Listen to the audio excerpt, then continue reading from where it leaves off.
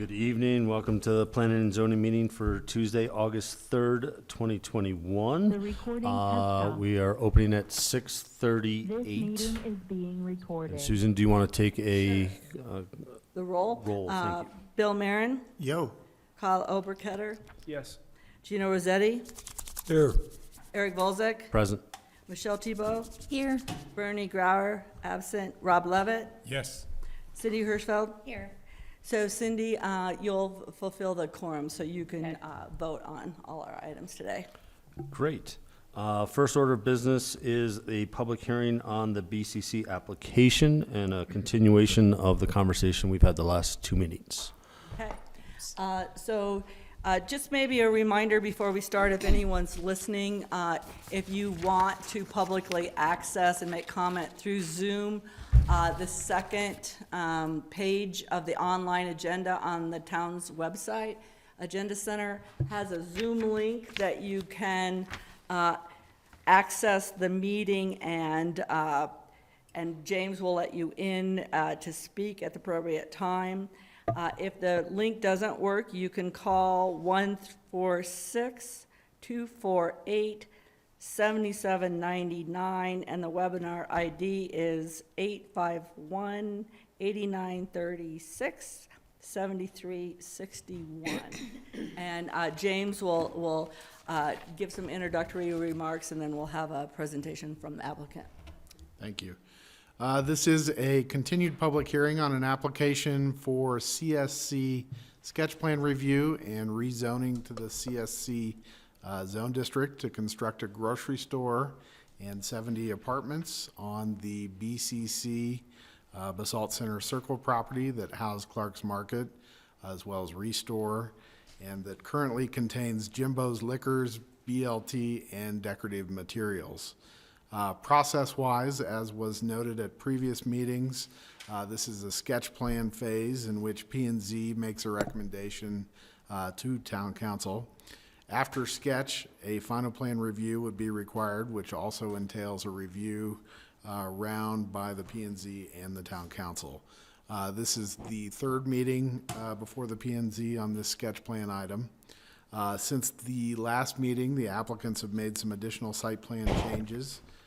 It includes removing an exit point that was over here, which makes it possible to create some additional flex space in the building. And the applicants can go into more detail on those changes. They've also expanded the private open space amenity and made some adjustments to the plaza area, which they can go into in more detail. The applicants have also clarified on the affordable housing component that they are proposing the 11 rent capped units and a total of 42 of the units to have a restriction to be occupied by individuals and families as their primary residences, as well as that there are a total of 60% of the units that will have a minimum 6-month lease. The conditions that are in the draft memo have been adjusted accordingly.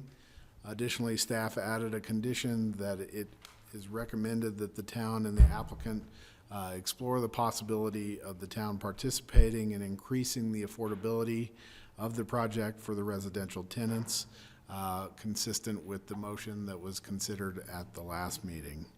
Other draft conditions of note that have been added or adjusted since the last meeting include that there's a requirement that the applicant study the most beneficial use of the flex space that was created and report back at final as to what that use should be. There's also been a draft condition that's been added that would require the applicant to provide more information on the green aspects of the project, including providing parking for future car share, incentives to limit residential vehicles, and infrastructure for vehicle charging, and details on that. It's also been reiterated in the conditions about the applicant providing details on how residential composting would work as part of the final plan application.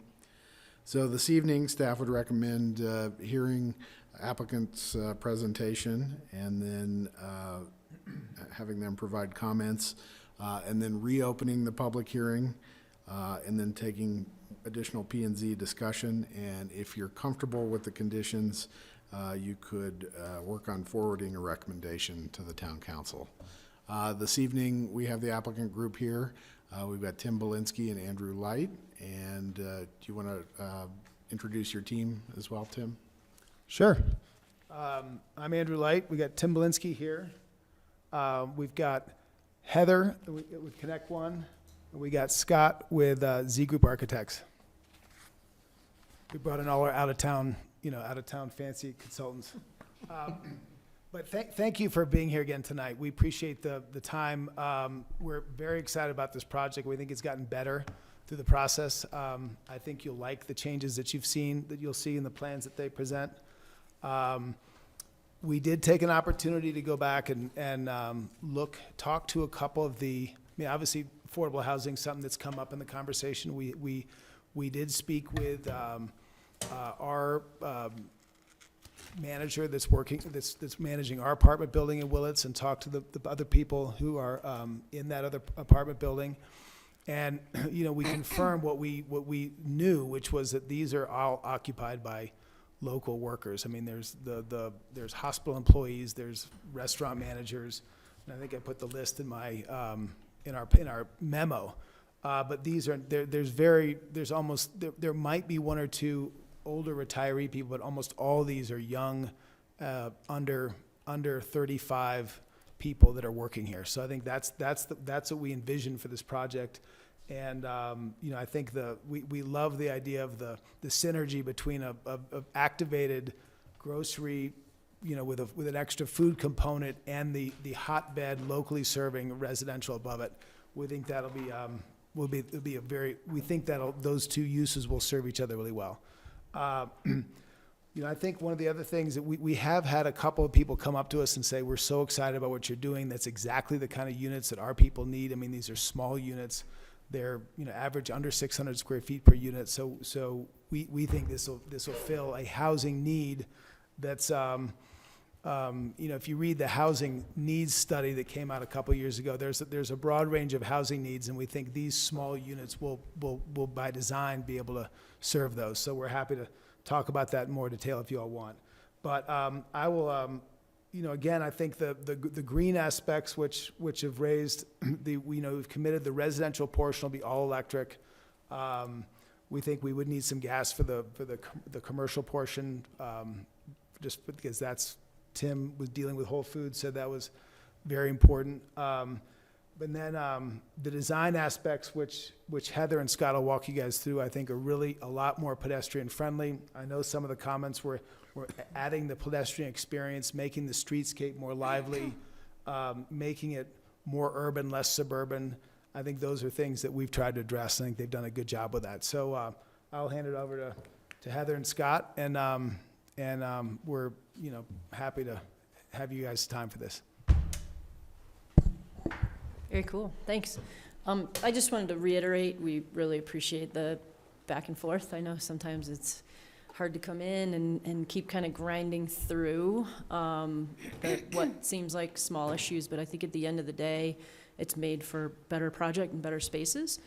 So we're really excited about that. So we're gonna move pretty quickly just because I think you guys have seen the substance, and so we do wanna just highlight some of the changes.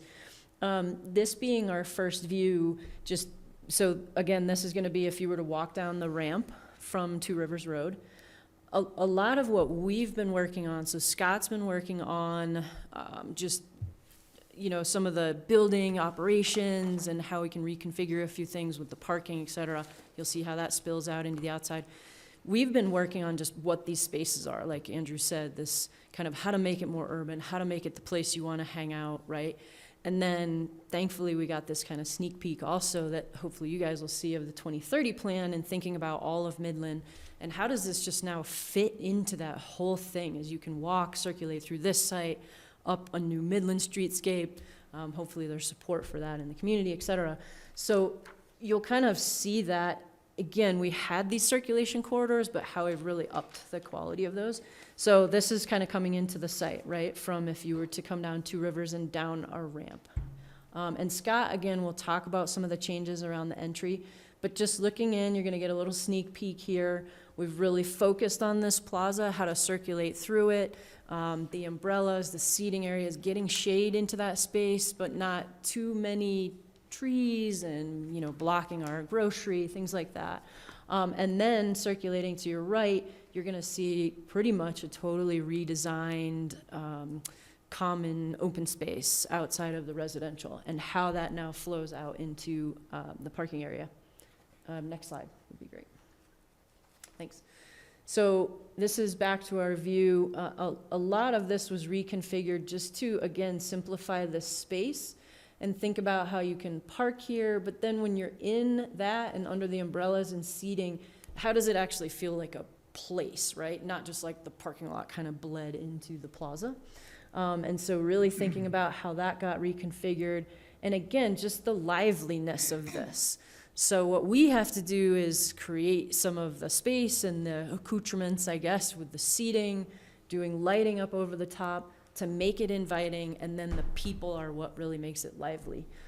So we're doing kind of the string lighting up over the top, again, just to get that interest, that liveliness into the evening, et cetera, when people are gonna stop in the winter, get some of the shade, et cetera, and still have a little bit of this barrier that you can still penetrate and walk through, but it makes that feel like a space.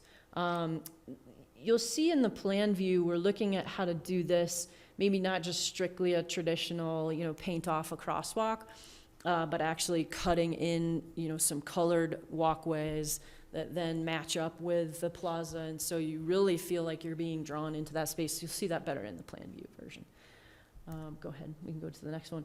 So I'll do a couple of highlights on this, and then Scott's gonna highlight a number of things in the building. So again, you can see what I was just saying. So both of these walkways, the idea is to kind of color this and then draw that color into this plaza. We're doing it both with, probably we referenced this in the very first presentation, but we're actually taking this, right-of-way line from the railway, and in a very subtle way, highlighting that, a little evocative of the history. And so we're gonna use color to just draw you into these areas. And then, so that's those two areas, and then kind of taking a right.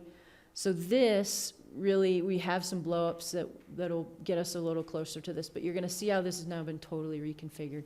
So we moved to the vehicular entrance. There's no exit here, just one entrance in and out. And then that allowed us to move this open space. So now this is all pedestrian, right? This is all bikes and circulation and people hanging out both here, circulating through here. So you'll see in the renderings, this starts to feel like one space versus a little disjointed where we were before. And then a number of other things have been maintained. Obviously, the bike infrastructure stays in both the plaza and here. We did one other highlight here, so the trees obscure a little bit, but if I can not shake when I do this. So that, we pulled this plaza back to here. So if you're then at the fueling pumps closest to the gas, you now have a much wider turn radius out of here, and then we've got this to about 26 feet, so even larger than a drive aisle of a parking lot or, say, a roadway paving. And so this really will help both any service circulation as well as circulation in and out of the gas station to just give a little more breathing room. We'll go over the building stuff. Yeah, thanks, Heather. Moving inside the building, as Heather mentioned, we pulled these two together, moved the auto entry over, so the conflict between pedestrian and car crossing is much Hey, Scott, there. could you get closer to your mic? Sorry. The crossing between where we had an auto entry and then the pedestrian experience were kind of colliding, and so it finally dawned on us as let's move the auto entry, get it away from the pedestrians, make this link stronger that connects directly to the park. And then also in rearranging this, Heather's team kind of pulled away a little bit of the smaller ones and made this middle landscape area buffer bigger. So we'll show that in the enlarged. Then we have the gathering stage, which leads into the main entry to the residence.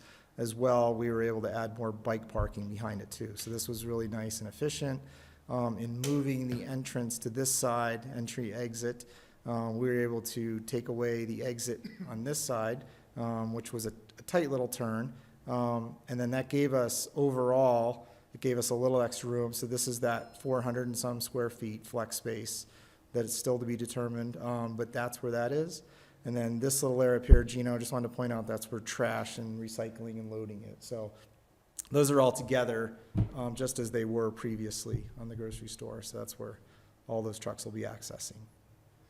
And then the main entry vestibule got bigger. We have operable doors that can open up. So we'll show that again in the enlarged, but we're trying to work through, as a lot of the comments, how is it more unique and more creative and more of a boutique store rather than just a grocery store. So we're going to get that experience. Obviously, the grocer is going to be key to that, but we'll show that coming up.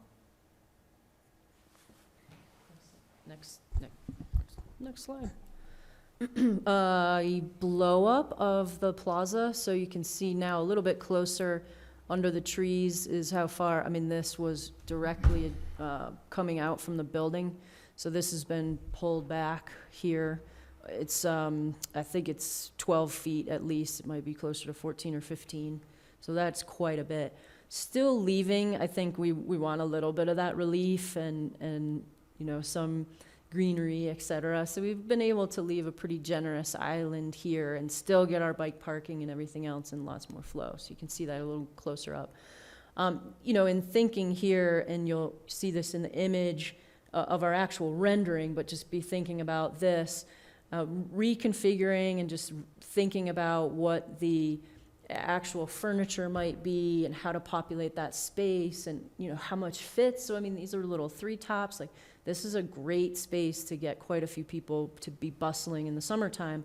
And you'll see in our actual renderings how then there's this indoor-outdoor flow of how the grocery can essentially kind of spill out into this plaza.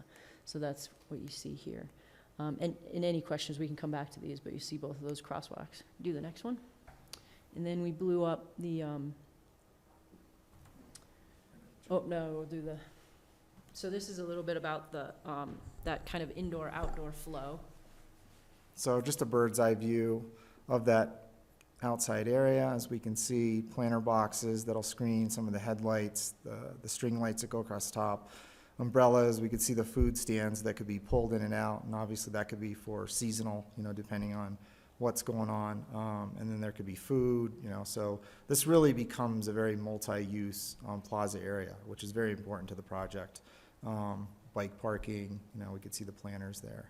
And then this is where we could see we've reconfigured the front of this. So we've changed up the building, so we've got brick on the ends. We're still trying to respect the 20 and 30 foot historic segment modules, but with it in the middle, we've got, you know, a larger, you know, kind of trellis canopy that we're trying to unify this and make it have that impact of this is the main entry and this is the building proper. So with that, and then centered on it, we have the typical doors on the sides, but then in the middle is we've added these kind of movable wall panels, doors that could open up, and then it has that indoor-outdoor spill, so it could be a lot more flex use during the good seasons to really extend this into, you know, part of the market area, whether it's food or whether it's, you know, groceries. Next slide, please. Moving into that space a little closer, we can see how those doors operate. They fold up, hopefully. We're still working out the details with manufacturers, and we can see that vestibule really creates that indoor-outdoor. They'll be able to move the carts and tables in and out really easily. It gives them somewhere to live.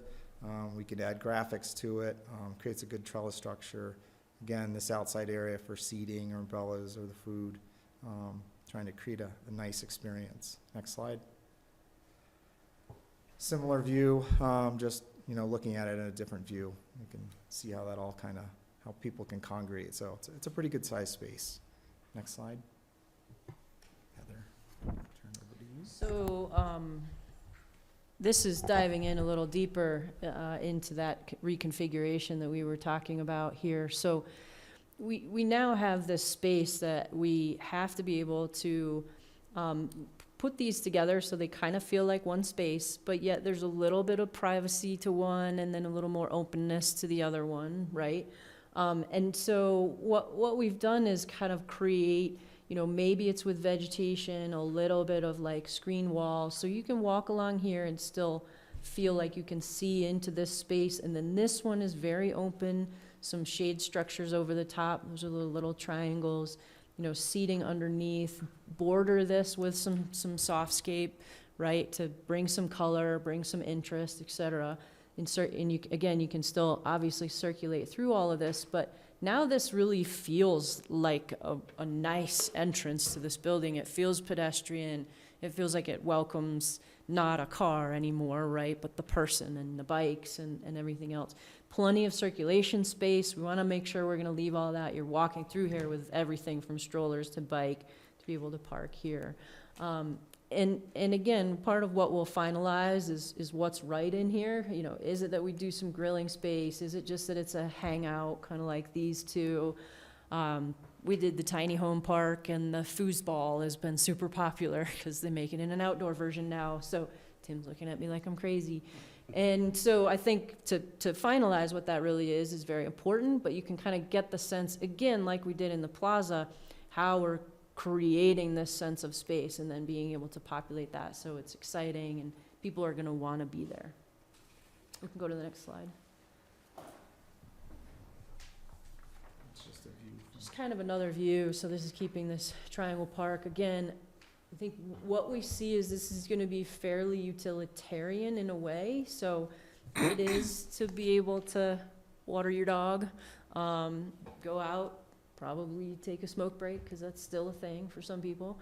And, you know, having this huge bike parking that everybody can then park there, and they're either going to circulate this way or across this way to the public space. This is all, you know, will be open. So this is not resident bike parking. This is, you know, I'm coming either to downtown, frankly, and along Midland is a little hard to park sometimes your bike. So that's going to be completely open. And again, like thinking about how this flows just into Midland is really important. Next slide.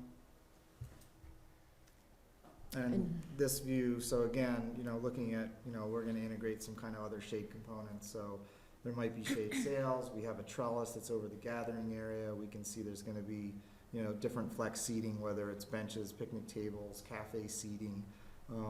There's a barbecue back in the background. There's some lounge seating in there. So again, with this direct connection, you know, you can see people coming home. There's people walking their dogs. The mailboxes are right at the entry. So there'll be a lot of interaction, you know, during different times of the day. But nonetheless, it's just to help make that residential experience feel like home. Part of what I love about this image is just looking at the shade. So looking at how there's going to be kind of this really interesting interplay, getting some trees that are going to grow up and soften and shade that sidewalk, but then, you know, designing this trellis with just really great patterns on the ground. And I mean, just those things kind of happening that are very subtle design elements, but are going to make a huge difference of wanting to be there. This is south facing. We don't do this, we don't do that trellis, and that's kind of a brutal space to be in, right? So they look subtle, but I think these are really important little details that have made this into kind of feeling like you stepped into somebody's little apartment courtyard, which is what it is, but other people can circulate through it too. And this is also one of those spaces at the entrance and where this is that we can put up some of the historic, you know, railroad pictures or some different information on. Yeah. This is the reason why the architecture is the way it is because of the railroad influence and the history of Basalt. So we want to be able to show that. And it's not a museum, but nonetheless, as it can be art that's informational, and then people will be like, oh, I didn't know that. Or, you know, it's pretty neat to see the history that we have here. Next slide. Just another view. Next slide. Next slide. This shows the auto entrance as it's moving to this side, so we can see it kind of, Was there? yeah, it came down and grounded this corner now. Next slide. Moving around the back side from the Tempranillo and Alpine Bank side. Next slide. And the last one. That's all we had for tonight.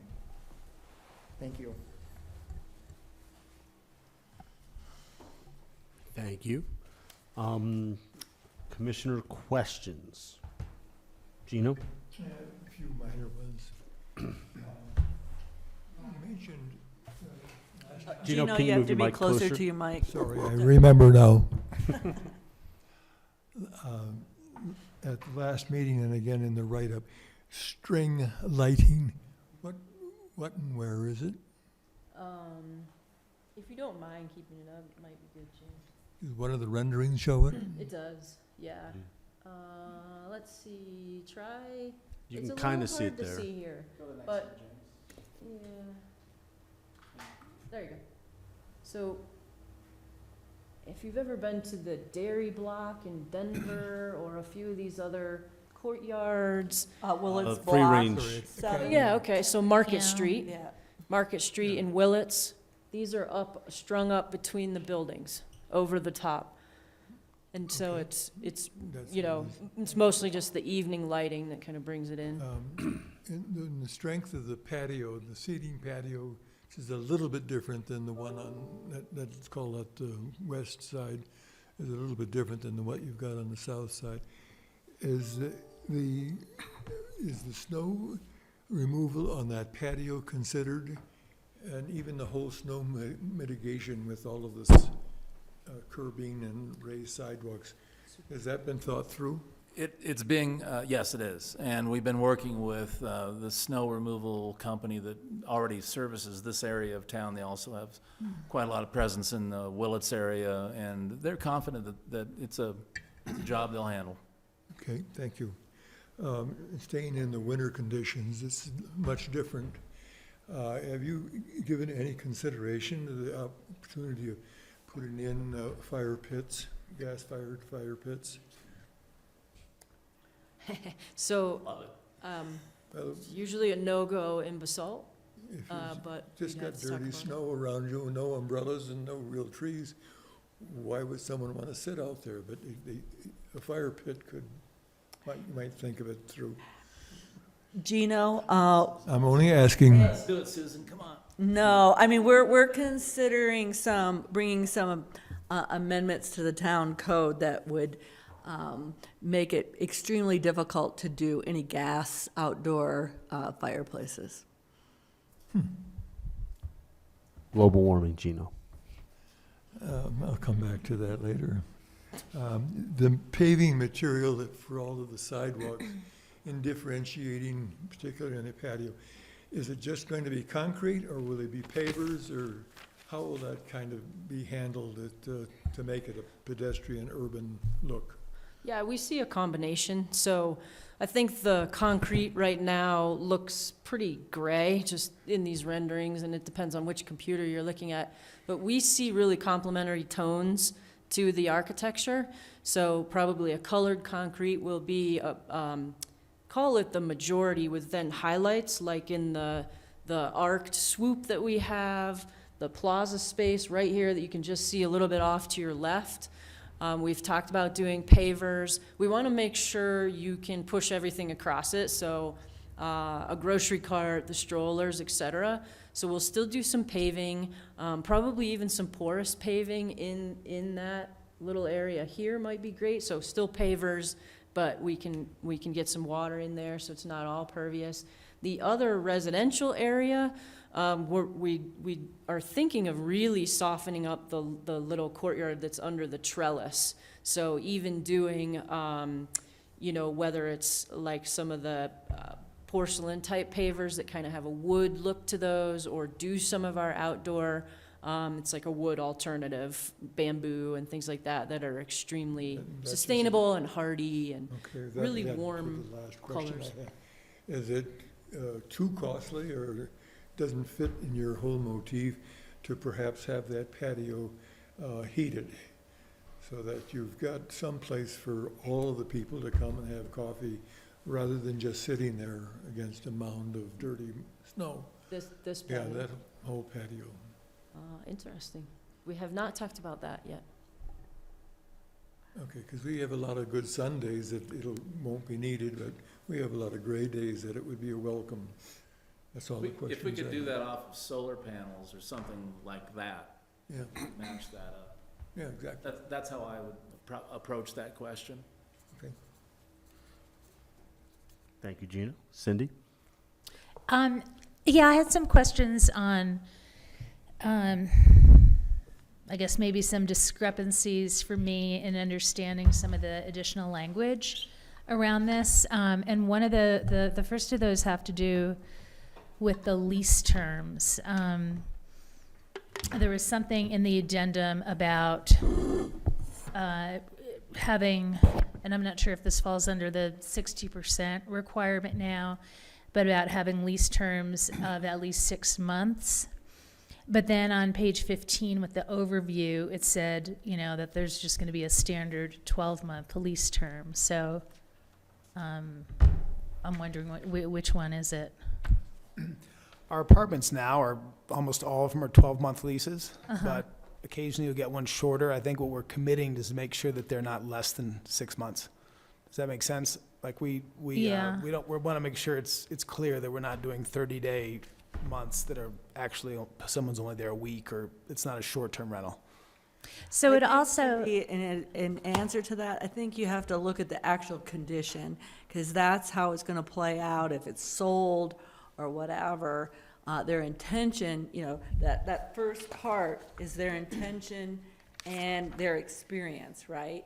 But the actual requirement is the 42 that you see on, like, condition number 13. We see them the same, Cindy. I'm not sure what the issue is between what you're. well, if one place it says that it would be a standard 12-month lease, so if that's the case, I'm wondering why we would have to think about a condition that, I'm trying to find that right now. It's in our memo. It says a standard 12-month. If you look on page, I noted page 15 was where it said a standard 12-month lease, and then the other thing was in the addendum, and I didn't note down the page number on that. The front page of our memo says a standard 12-month lease, and that's what our standard leases have been. Okay. I think Susan's right, though. I think the commitment that we're making is the important thing to look at. Right. So what happens is eventually, this is just this sketch, and at final, it would get wrapped up in an ordinance. So no matter what happened, they would have to comply with the conditions. They could do something else as long as it was longer. So right now, their intent, they've been doing 12-month leases, but legally, they're not required to. So if they wanted to change it, they're caught in this 60% and the 42. So that's the difference. And then if they sold it. Which we're happy to do. I'm not sure it's a difference. Well, it's a difference because. 60% of. Yeah, but the difference is that you say that that you run 12-month leases, but you're not committing to that except for the 42 units. That's all. Yeah, that's where I got confused And about. if there's another owner, now they have to abide by the terms instead Yeah. of changing and having a different leasing policy. Right. I mean, Tim can change his leasing policy over time. And keep in mind, the confusing piece of this is they can't short-term rent it. So they can't have none of the units. So they can't have leases less than 30 days. But they could have a lease with someone for 4 months for the remaining units that aren't the 42. Okay, I guess I'll just have to see how it develops. Yeah. I'm not entirely clear why, I don't know. So then, along those lines too, what happens with the 60% requirement that, would be a renter's primary residence? I just wanted to clarify that, say an employer is the one who signed the lease, that they could still have an employee live in that unit. Yes. I just want to make sure that Yes. that wording doesn't That's a good idea. preclude that. And it says we'll work those things out, but that's one of the wrinkles we were Okay. thinking of too, yes. Okay. And then the real estate transfer tax, in my understanding and reading An that. assessment, okay. Yes. Assessment, sorry. Yes. Rita, not Rat. Yeah. So the town wouldn't get any money from that until maybe 8-10 years down the line or whenever you decide to sell. Is that correct? It would appear when it was sold. Yeah, But which for could example, be, 110 Harris sold 6 months after construction. So it's So just, did it's 7 North. lumpier. but it doesn't mean it doesn't happen. But I mean, it's up to you to decide when you would like to sell it, right? So you could, I mean, it's indeterminate at this point, right? Okay. So it's really something that the town would be looking at in the future at some date TBD. Correct. Okay. Okay. Yeah, those are my questions for the moment. I'll hold off on comments. Thanks, Cindy. Bill? Yes, I had a question about how the grocery store loading and unloading works and the residential move-in, move-out component would work. Both really important. We see that on both fronts. On the grocery store loading, the dock area that's effectively there today, that area, although enhanced, is what City Market used for years, obviously, when they had full occupancy of that building. We've also, 20-plus thousand square feet. We've also run these schematic plans past an operator that is interested in the space.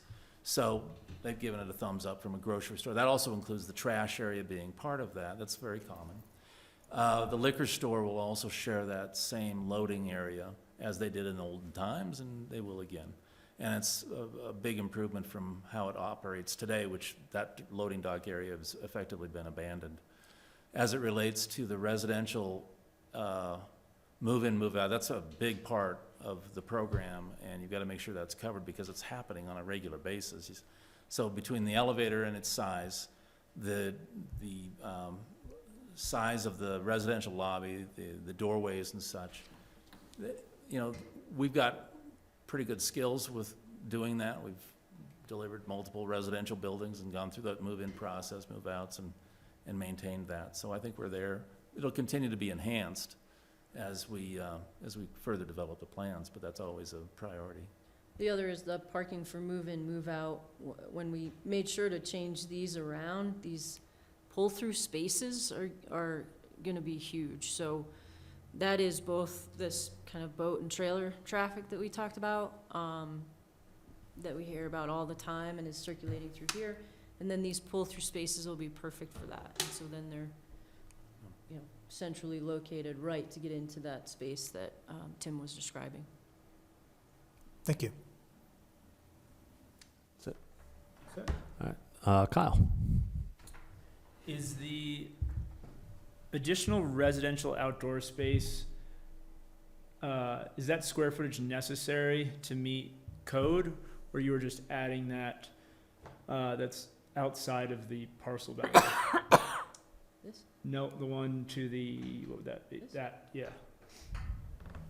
Well, necessary to meet code because you're supposed to break up your parking lots with landscape islands and not have, you know, that's like 20 spaces or 15 spaces all in a row. So more necessary for that. It is not part of the calculation for the building. Okay. And the X number of square feet that each unit needs to have. And then if you were to eliminate the handicap spot, those 3 spots in front of the grocery store, is the project still feasible, or you need all of the parking that is put on this parking lot? I think I wouldn't necessarily characterize that as us, although where those are located, they're critical to the functioning of a grocery store. But because you have to remember, this is now not our property, and this is the shared HOA property. Well, and that property over Well, there is and the then town's. Now that Yeah. is even in the town. So it just becomes all part of that sort of shared conversation with the number of spaces that were out here, how all of these businesses, those spaces are really important to them. So, you know, I guess it's a yes and no in a way, or a yes and a yes. It's yes, it's important to us and the functioning of this retail. And yes, it's really important to the town to have their parking downtown, and to the rest of our HOA members to make sure that we don't just keep eroding this parking, because that, you know, we've already, I think, maybe lost 1 or 2. So we just kind of keep sucking away at these. We're, you know, we're back in front of them, we're back with the town, and now there's the other side of the table saying, wait, you know, this is still an important component, is to have parking downtown. So it's a yes all around that it's important. And just keep in mind, we haven't fully engineered this. This is at sketch, right? So once the engineers are on it and doing the radiuses and stuff, we may end up, I think, ending up losing a couple more spaces. It's possible. Maybe. You're unlikely to add. That is correct. There's a strong statement being made with the location of the entry door to the grocery liquor store on that elevation, and that's where obviously the parking is expected to be. If we were to lose some significant amount of parking either up against that entry plaza, or if the town were to not work it out with the homeowner association for the 9 parking spaces that are very important to the front end, we would be second guessing where that front door of the grocery entry is, and we might be thinking more to the corner, which we'd rather not do. It's not as functional for the retail. But both sides of those drive aisles hold some really important parking spaces for the grocery store. Yeah, I guess I should have been more clear. I was only referencing the 3 spots on the northwest, not the entire front there. Yeah. So, It's 3 spots, I mean, out of 15 or so that are there, maybe 16, something like that. yeah, it's, you're always showing, all of your images show that without the cars there, which produces a very nice, but what happens when you put cars there? For impressions. And just usability of that space and the entrance, so I understand it's sketch plan and there's engineering to be done, so. The benefit is by making it handicap parking, it is the least used parking spaces in the lot. So we are kind of trying to double dip a little bit, that they wouldn't be used as much, but then they're also really well located for anyone who does need that accessibility, so. Hopefully trying to find a win-win, even if we'd all love to get rid of Yep. cars and parking and everything else. That's it for me. Michelle? Yep, I think I have 2 questions, or maybe 3. Can you remind me what the purpose is for that kind of faux entrance on the corner to the grocery store? Why, I could be remembering this wrong, but Go to slide 1. I think that in the last meeting you said, oh, grocery stores like to have this corner like this. It's more about it's an irregular view. site, that's going by, and we wanted to soften the corner. So different, historic references to that, we can 45 it or cut it in like this, and we wanted to do the negative space. Okay. So we can see a lot of examples around Colorado actually is where a lot of this is based from. But it just softens the corner, and it's, instead of that harsh corner that pushes people away, Right. it's just more pleasant to look at. Okay, thank you. My other question is, this is far beyond sketch plan, but I just need it to be out there. Have we thought about what's going to happen with the HOA? Is there going to be a single HOA for the free market and the affordable housing? Will you have 2 separate HOAs? How are we going to protect the affordable housing units from, say the free market says, we're going to paint the whole building and we're going to assess you $20,000 this year. In free market, 25-year-old says, oh my God. Sure. We're not there in terms of drafting that, but we have experience with that as far back in my career with Obermeyer Place, where we had, the very intricate HOA layers so that the affordable housing priorities of those residents are not in conflict or overwhelmed by the residents' the priorities of the free market. In that case, those are condominiums. These are apartments. Right, They'll have a different dynamic and probably less right. of that rub because they're not owners. It's a rental program, but and then the grocery store too, and the trash and those things that are shared. Yeah, and we've been implementing these types of HOAs over the years. We have it right now with the Block 11 Lumen and the commercial components at Willits. So we've got Okay. familiarity with that, and our attorneys do. And And the Michelle, Basalt River Park that we're doing over here has different allocations for HOA per our code. So our code has, what is it, 80%, what is it, James? Yeah, the affordable housing guidelines have limits in terms of the percentage of the assessments that the affordable housing pays in comparison to the free market. And 80% is the max, but it's based on difference in value between the free market and the affordable housing Yay. units. Okay, great. Okay, my last question is for staff. I think it's a really easy one. I don't know. Is there a restriction on outdoor merchandising? I think we would just build it in the final. In other words, if you were going, Like you know, what? his pictures kind of show that indoor, outdoor. It's a little different because it's private land, so it's more under their control. So to the extent, though, that that plaza is actually on town property. So, you know, we have a condition that a lot of this has to be worked out at final with the attorneys and what kind of documents are. We haven't told, we have a separate application that's gonna come in from the HOA to deal with the license agreement. We don't have a complete application yet. But this presentation was kind of eye-opening in terms of how much of that was actually on our property. And so on our property, we have typically rules on vending, and you have to get council permission and all that kind of stuff. So we'll need to build that into the final approvals. It'll be a detail, I think, to work out then. Okay, I mean, because I think it's a great idea. I just don't want like a red box over there and soda machine and, you know, yuck. Maybe we should just try to remember that. No red box. That's all. Or just the Coke machines. Then you can see from 50 miles away. Right. Right? Rob? We would welcome those as even just part of it.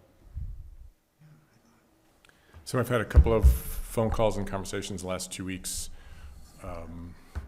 wanting to know why we're dropping a Willits building in the middle of a parking lot in Old Town Basalt. We aren't.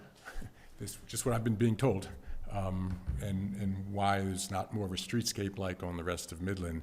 And so I understand that we have 14 owners in the HOA, but could you just give me a brief summary on why we're building where we are and not elsewhere on the lot?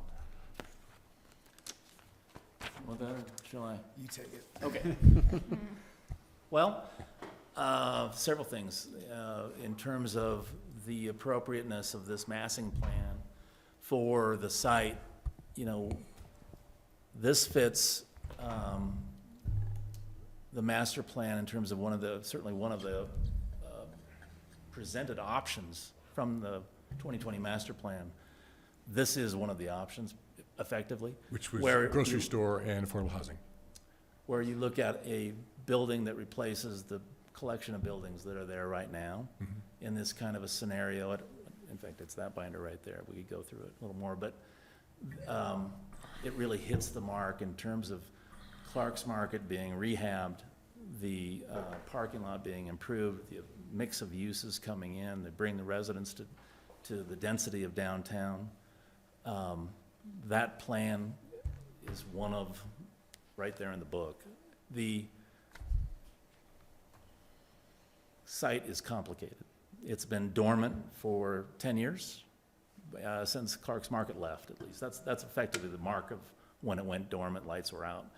The restore occupancy was hardly a benefit to downtown in terms of vibrancy. So the community has been looking at this building and has not been able to come to what is now, you know, a solution for that. There have been really productive groups getting together on this. We'll continue to have, by the way, we're getting the same discussion. I worked on the master plan. I know exactly what the town asked for. Yeah, that's right. I Your understand name's on it. that, and you delivered that. The consistency of this to that is what I think we need to make sure we're seeing, and it is that in that manner. It's clicking right in. The homeowner association and the business owners that are in that vicinity are very real, And when Andrew and I began to build momentum with the existing property owners, Margot and Frank, who own those 2 buildings, there was also a check-in with all of the property owners in that homeowner association, and also at the time, the gas station owner, who's now changed over, to see what their perspective was in terms of a grand plan or what have you. And also the property owners that have the little cabin, the Prinsters, down on the river down there. All of that being disrupted is a monstrous concept, and something that I am very confident would have vetoed here, there, and lawsuits all over the place. The practicality of that vision was just unwieldy for Andrew and I, but we did see in a concept like this, a way to get there, and one that was supportable by the homeowner association, those 14 property owners or voters or members. And we also see that the site has worked for about 50 years. I mean, in terms of, it was a grocery store, and it was designed that way, and so many things came in around it that kind of worked to that solution, that chemistry kind of bound, and it's still effectively there. Putting a building on Two Rivers Road, a multi-story building mixed use, would also involve the motel being out. I mean, you couldn't see it anymore, it's out of business. And so I think you end up getting a ripple effect of, you know, who's that gonna negatively affect, and what do you do about that? And the Prinster's cabin and those sort of things.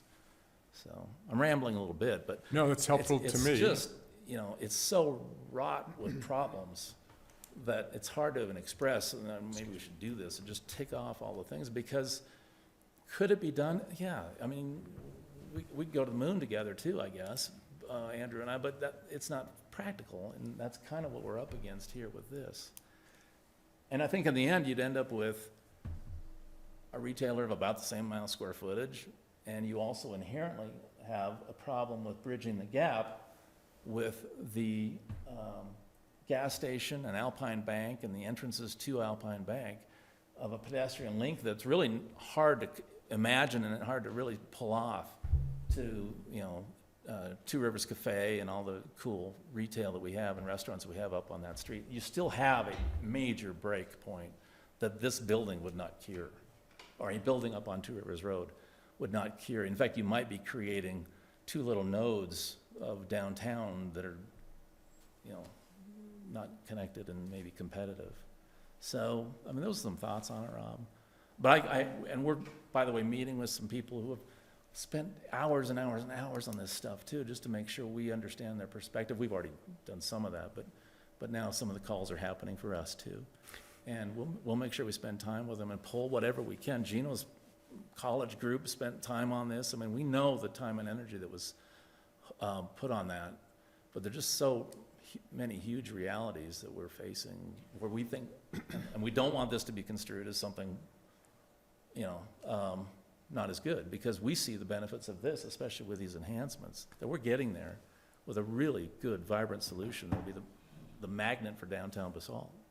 Of what's going to be the new HOA, how many seats are you? So it was 14 owners before. Oh. What's, It'll be the same that's there today. It's expressed in square footage amounts. mm-hmm. But you're now asking about the master association, and that won't be any different than it is today in the representation of decorative tile materials building, which is about 3,000 square feet, and then this building, which is about 24,000 square feet. So it's that's the same allocation. That's already been addressed with the HOA conceptually.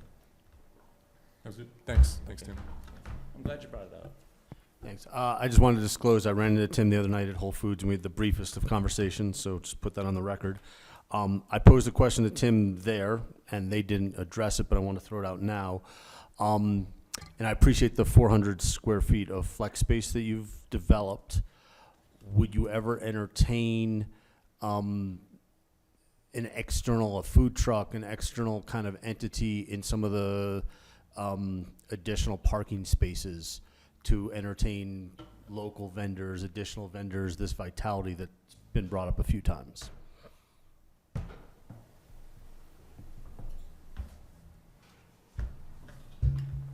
I think anything goes. I mean, it's, you know, we're looking for that vibrant market vibe and not just a chocolate and vanilla grocery store. So that's part of the intention of that outdoor-indoor vestibule and at more cared for and lit up literally and probably canopied for shade entry plaza area. So if that, I mean, the food truck movement is very cool right now. And I see that whether it's that literally or just some version of vignettes within the grocery store that have the ability to turn over if something didn't quite work. It's still, if it wasn't the pizza place, it now is the sushi place. That's very much on our mind in terms of how to set up the grocery store infrastructure. And a gathering space in the middle, but you still have the produce, you still have the dry goods and the grocery store components that are necessary. So, and then now you've got the mix of beer and wine, or beer especially, I guess, beer, malt, liquor beverages that can be sold inside of the spaces. And I think our first meeting, we also talked about where we see an example in Denver, a recently opened grocery store that has wine. And they have shopping carts with cup holders in them. So you can, you know, kind of hang around. So that's the kind of stuff we're drawn to. So I think we'll get there, whether it's food trucks or what have you. But that cool and maybe transferable to something that's new these days, with the ice cream truck or the frozen yogurt or whatever's going to be next to smoothies, as it comes and goes seasonally. So you kind of got to my next question, which was, would you apply for a liquor license within the grocery store so there can be serving and use that outdoor space as an adult space? Yeah, and we're spending time also with Jimbo's operator to make sure we're in sync with them. They're very important. That liquor license can't go anywhere else. It's there. And we know it, they know it, it's all good. And so the hard spirits, distilled spirits are going to stay there. And then, of course, they're selling beer and wine and whatever else is going. But that beer and malt beverage component is indeed part of the grocery store concept. Cool. And we may share the operations somehow. Awesome. Last question. I think it came up the first meeting. It was mentioned tonight. Can you very briefly talk about those nodes to the railroad past and using the railroad history within the design? James, can you go to a rendering? Let's see, go forward. There, that side is good. So yeah, thanks, Eric. So we're bringing together the history of Basalt. So we've got historic Main Street, which is the two-story elements, and the brick, and then the historic modules and storefront. And then we're mixing it with the railroad architecture. So it's the screening element, the steel canopies, the elevator and stair tower. We can see those go up. So those were references from the trellises of the railroad past. And then, as Heather said, the Basalt Y, that curve that arcs around, we're gonna, you know, kind of enliven in the landscape. And then, as we were saying, is we can now take that and then take some pictures and, you know, cite those historic references and like put them in the grocery store or put them in these outdoor spaces. So there's a little bit of education and history that goes with the buildings. So it's not just happenstance. You know, whenever we're creating a project, it's not just, it just grows out of the ground. It's what are the references and what's the history of the site. And so that's what we pulled from, which we're excited about embellishing. Cool. Thank you. Gino? I'm sorry, but Mike, Gino. it's important for me to understand. Gino, your mic. Yes, I remember. It's important for me to understand. This is an important site, an important aspect of the people going shopping, more than just the people that are living there. Have you given any, you just said something in the first or second presentation, but have you given any thought on what the pedestrian access is all about, coming from Midland, going on over to Two Rivers? I just envision this as kind of a dumping ground, as an alley place or something, whereas I'm concerned that old people wouldn't have some place to land when they come. Can they come to that green area? Can something be there that they could sit other than just looking at cars? So you're talking about this one? Yeah. Yeah, I just have not heard any conversation on it, and if I'm putting you on the spot, fine. But if not, I'd be happy to listen to what you might think about, both daytime and nighttime. Yeah, I mean, we've talked a lot about it, frankly. I think, right now, because we can only control to this edge, we have talked about how to make this very safe and contiguous. I mean, a little landing spot here with a bench would be really easy. I think it's still a funny spot to land, right? We see it much more as a circulation corridor, not necessarily a destination or a hangout. Frankly, because we're not in a place, or we're not in a position, right, where we can kind of finish this off in a safe way, I would say that's not the primary circulation. I mean, I think when you look at the improvements along Midland and what's going to be happening with the streetscape and coming down here, and then the ability to flow with crosswalks into these spaces and all of these crosswalks, I want that as our primary circulation. I think this, we're making sure it can happen to our property line, and like as it comes through, and it can be made a safer connection as it goes through Alpine Bank and then Tempranillo. That's fantastic. But doing something here, I think it would be really easy to do, for sure. Or even kind of a stop along the facade of the building would be easy. And Gino, just a note that in the trail and sidewalk connections section of the conditions, there is a condition number 9. And so we're looking for the applicant to kind of take the lead in the next steps of, making that connection happen. And just so that you know, we did have Nicosito do a little design for us that kind of goes off of that point. So he did some work to kind of work on that connection. I also think of in context, the Basalt River Park will be new, and that's going to be activated on the other side of that four-way intersection there. So I think that'll be, walking around there is going to get a lot more interesting. Thank you. Yeah, I have one quick question. This goes back a long time, but I was wondering, and you alluded to it a little bit in what you were just talking about, is there a way to get rid of the dreaded fence behind? That's part of the next steps. Yeah. So that's part of the next steps, because the fence was actually put up by the hotel originally. Yeah, I remember that. I remember that Rick Stevens was the mayor at that, that's how long ago it was. And there was an informal pedestrian connection through there. And that was very well valued, and it just sort of disappeared, and I'd like to remember that. And that's what we're hoping to work on that before we get done with final. And that's an HOA issue, because that's where it's out in the HOA domain, as opposed to we could do the sidewalk, but we can't. But if I'm confident that. if you do this, you'll become a much bigger player in the HOA. Okay.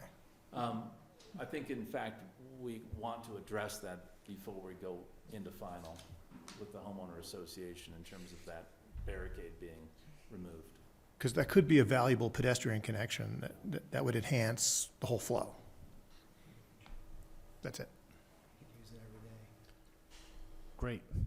So, I'd like to open this up for public comment at 7:42. Susan, do you want to reiterate the instructions? Sure, the easiest way to access is to use the Zoom link that's on the second page on the online agenda. If you don't, you can call 1-669-900. Oops, sorry, I'm probably giving you the wrong number. Second. Sorry about that.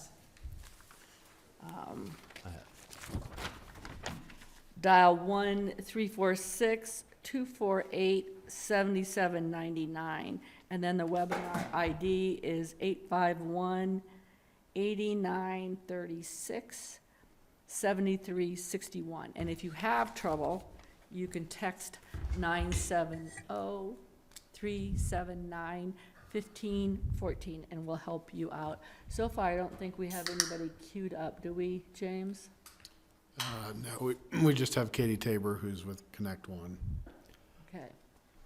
So we have no one online. I don't know if there's anyone in the audience. that Do wants we to speak. want to read in Deb Morrison's email, or is that already in the? Deb Morrison's email, I think, just came right before the meeting. Maybe, James, you can paraphrase it? Or read it, one of the two, maybe. Paraphrasing, she is concerned about the project, thinks Basalt has enough people as it is, and that it's, has the potential to lose the sense of community for locals. Thank you, James. And I think there were some other letters that were already included in your packet that are automatically part of the public record. Correct. Thank you. Is there anybody, you should ask if anybody in the audience wants to Anybody in the audience want to speak? No? No one else online? We will close the public hearing at 7:44. And I'll open it up for commissioner comments. We'll start with Kyle. Nothing. Nothing. Michelle? Yeah.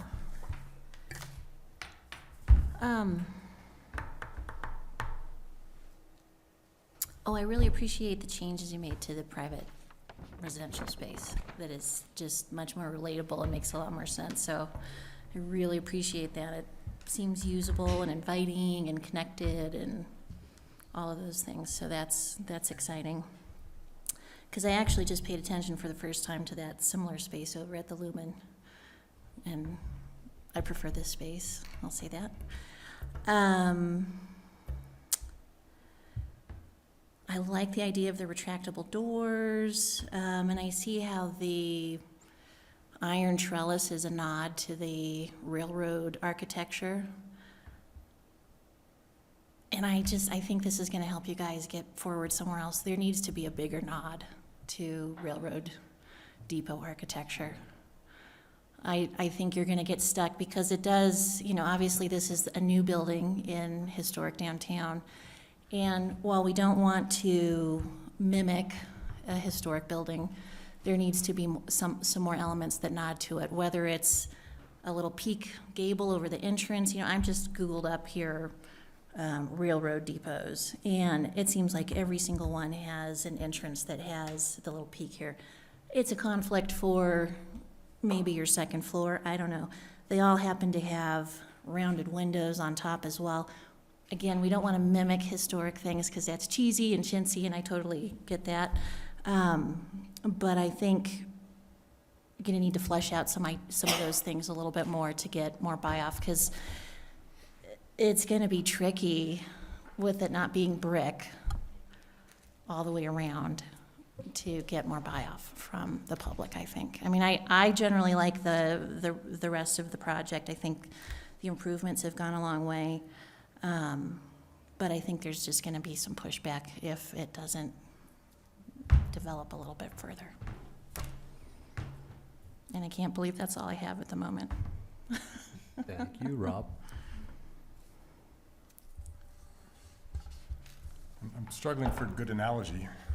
All I have is a bad analogy. But I feel for you guys. It reminds me of, it's an awkward space. So an overweight guy goes to the doctor, and to lose weight, the doctor takes off his arm. The guy just lost weight, but he's still overweight. So we can redevelop that half of that space, but it's still awkward. And I haven't come up with a way to fix that. I wish that we could. A couple times in your presentation in the notes, we talked about an urban feel. And every time that happened, it hit me, because we're not going for an urban feel, I don't think, downtown. And I know that you mean it in a different way, but the fact that we're a western main street on Midland, and remembering our railroad past, I'd like to see those things, highlighted, and maybe less of an urban feel. The entryway, I think we need to keep discussions there, and and make that as safe and functional as possible. And the big picture is the relationship to Midland. You know, you picture families parking somewhere, wanting to take their lap before dinner. You know, does their lap stop at the bank and not make it to this, or does it start at the corner here, and this invites them to be part of that circulation? And I feel like there's still a little bit of a disconnect, and I'm just hoping we can cross that bridge. You know, as a P&Z, and when this goes in front of town council, this is going to be the most significant project any of us or any of them see, period. So I just want to make sure we put some time and thought and creative thinking into it, and that we make it as good as we can. Thanks, Rob. Gino? First of all, I think I'd like to applaud the extra effort you made in the last 2 weeks in responding to our midnight meeting. I think that I think there have been some improvements, as obviously you've thought about things that I appreciate. It's tough to. I absolutely agree with my colleague Rob that this is an important project for us, and we all have a differing view of what we may want to see. The reality is that we've got a building that's sitting at the ass end of all the other retail on Midland. It's got nothing but parking all the way around it, and it's tough to make a purse out of a sow's ear. And so I've tried to listen to what it is. I try to listen to what we might say about it being an urban building. But I just, I think we'd all do something different depending on our profession, obviously. But I think for the most part, I would go along with a few reservations, but I would go along with thinking this is a pretty good project for this town. Thanks, Gino. Cindy? So two different areas I wanted to comment on. One is, because I'm a writer and editor, I'm a stickler for language. And I worry, well, I don't know if I worry, but I just wonder about this part that was added with the 60% primary resident requirement, which I don't believe that's anything that P&Z asked for. I think that's coming from the applicant. Is that correct? It was really, the impetus for it really came from staff trying to make it have conditions that really reflected the representations that were made and to make it a more affordable project. Additional memo that was submitted, how, you know, you This had talked meeting to is being residents recorded.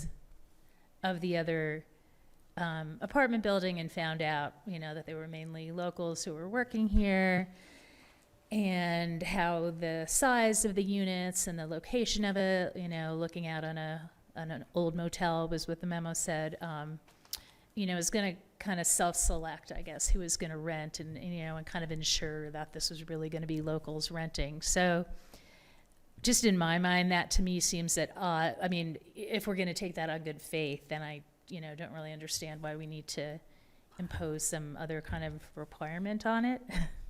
That to me says, well, what happens to the other 40% then? Do those- It's just, I mean, you can look at representations. Shadow Rock was one. These are going to be affordable unit. This isn't in town. I'm just using an example of I've seen many different projects that come through. 20 years ago, they were affordable. 20 years ago, mostly residents lived here, even though a lot of them commuted up to Aspen. And just over time, things change. So you really have to look at, if we want to enforce something, the more it can be in writing. So the intention, it's nice to know the intention, but if you really want to make sure that something happens, you need to, you know, you need to have a condition. We had suggested a higher number. This one worked for the applicant, so it was kind of a negotiated thing, really. Okay, all right. It just raises questions. in my mind reading it. And then, really my biggest, TC did a survey when we were doing the Our Town Master Plan. TC did a survey when we were doing the Our Town Master Plan, and people got to respond what they wanted. And it was universal that people in East Basalt want a grocery store to go to. And they all looked at this particular piece of property. I also, and this was the other thing, is it came up when we did the master plan, the 5,000 comments that we got with the master plan.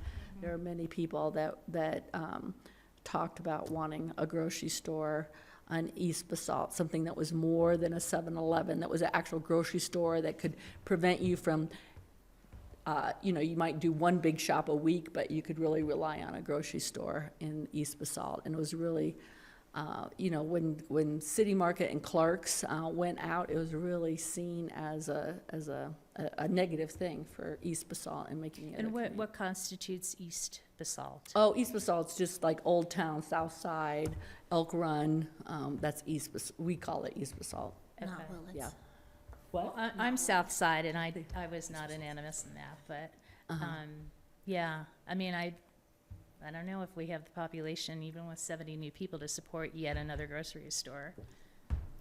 But if it's something different, I think it would be more of a draw, so, Can I weigh in on that? yeah, Make I'm a done, comment? I'm done. I've made my You guys comments. didn't know that I grew up in the supermarket business, and my brother is still he's now a consultant for a convenience store. He's a consultant for convenience stores. So I called him after that last meeting and said, we want to do 9,400 square foot grocery store in downtown Basalt. What do you think? He said it won't work right off the bat. He said it's too small to have the grocery, the mix of products they need to make any money. Then stuff they need that's coolers and bigger markup items that it's not going to work in a space that small. So that was definitely a red flag. He sent me some articles. There are creative ways around it, and I'm glad you guys have looked into it, but it's not selling, toilet paper and paper towels. Yeah. It's. And I don't think a grocery store with a deli counter is gonna, be a big draw or something It's too. markup stuff, alcohol, prepared foods. It's just, I'm not sure that it's the mix that people imagined when they said they wanted a supermarket. Yeah, thank you for enhancing on the point I'm trying to make. Alrighty, I am ready for my comments here. First off, I wanted to say, I like this project. It really has the potential to be something really great. It's something that is envisioned by the master plan, which we worked very hard on. It is, the grocery store is crucial, as Susan was saying, and town sentiment. The 70 or so units that are in here are desperately needed, especially in downtown Basalt.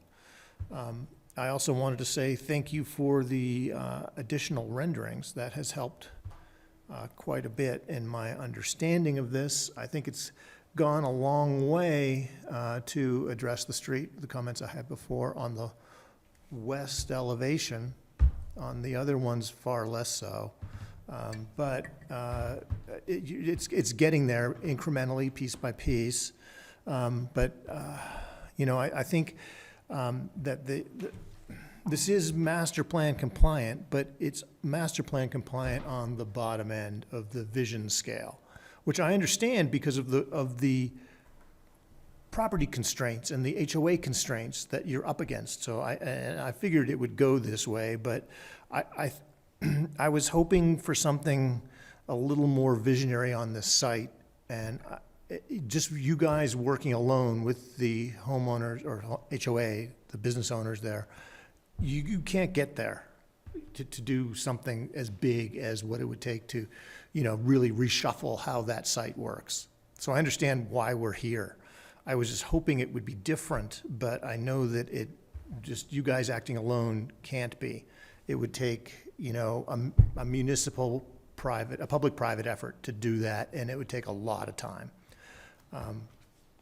So that being said, I really hope that the presentation this building makes to the outside can be something that makes it seem more than it actually is as it relates to the urban design. And most of my comments coming forward are going to be about how this represents itself in urban design, which I still think it needs some work to, because it's trying to do something very difficult, meaning make it relate to an urban structure that's not really there. You know, there are no streets abutting it in a normal urban way. So it's trying to mimic that without doing it, and that's really hard to do. But, you know, you guys are creative, and I know you can do it. And we still have some time left, but, you know, this is a very precious site to the town.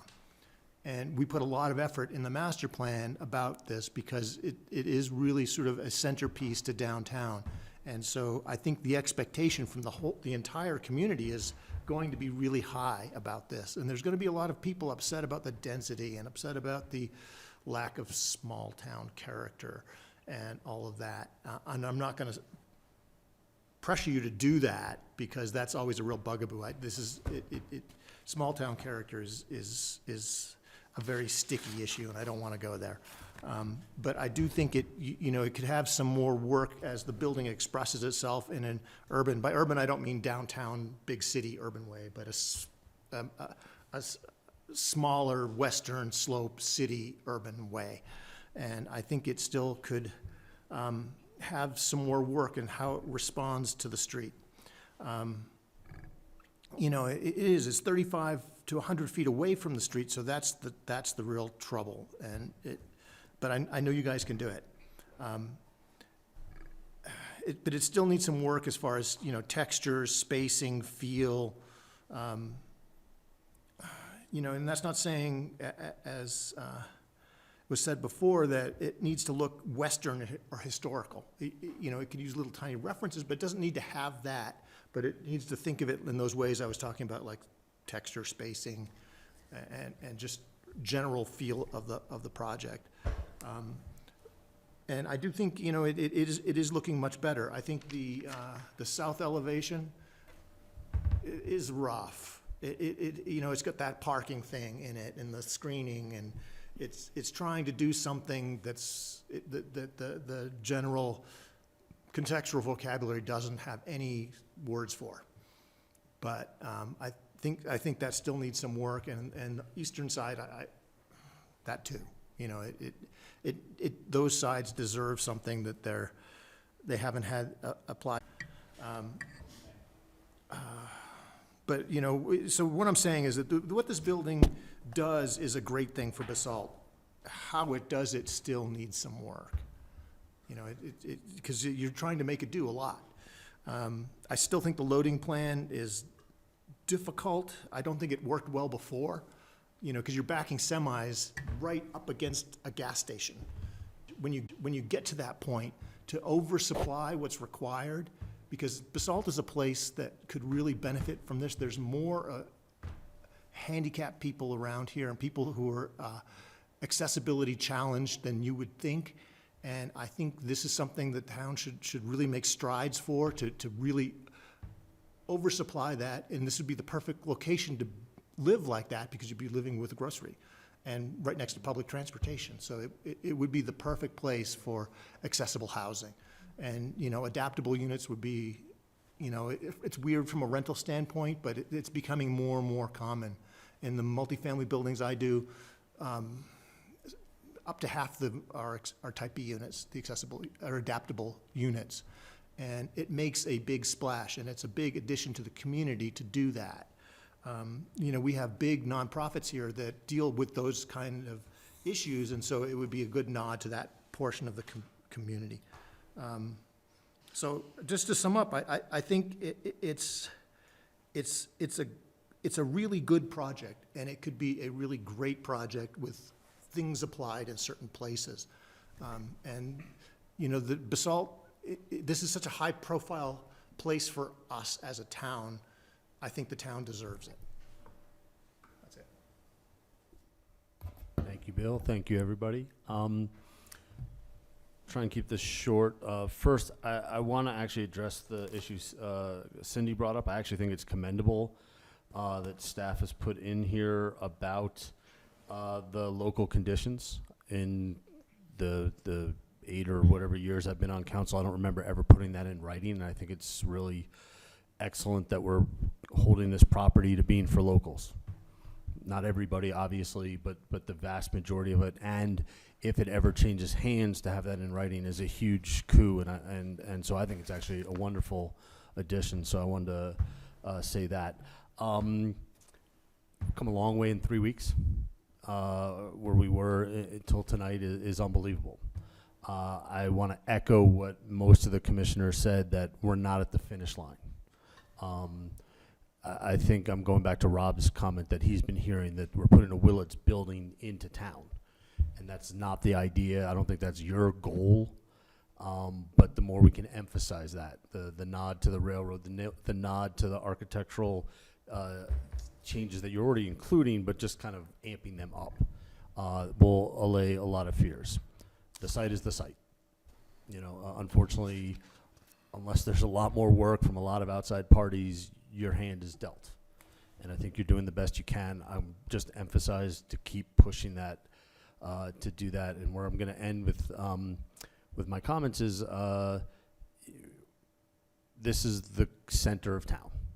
This is something we've been wanting, and we all have visions of it, and we all want it to be perfect. Nothing's ever perfect, but what's that site going to look like in 20 years and in 50 years? Will my 19-year-old daughter who's in college want to come back and live in one of these apartments, Andrew, that you're talking about being for young people? And Bill and I have been having discussions for all these years. Where can our kids go?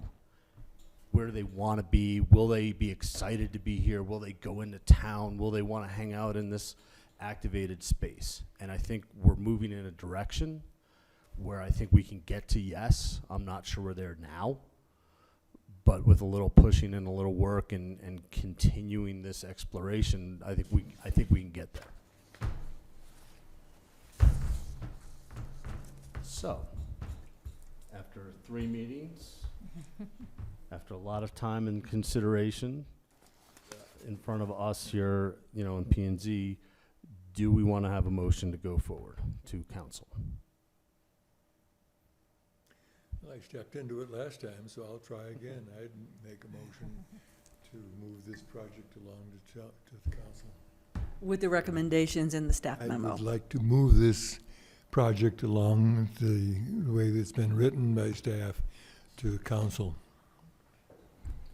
Do we have a second? I'll second. First and a second.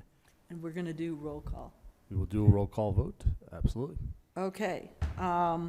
Bill Marin, Yes. Kyle Oberketter, Yes. Gino Rossetti, Yes. Eric Volzek, Yes. Michelle Tebow, Yes. Bernie Grauer is absent, Rob Levitt, Yes. Cindy Hirschfeld. No. Okay, motion passes. Thank you. Good luck. Thank you Look all. forward to seeing you soon. Great feedback. And do you want to just take a quick break so we can do just the transition? We'll do a 2-minute break. Just Just to bring that improvement. not on the clock. Eye on the clock. Okay, just, we're just Thank not you. recording, because, you know, that's the point I want to make, Caesar. The recording has stopped.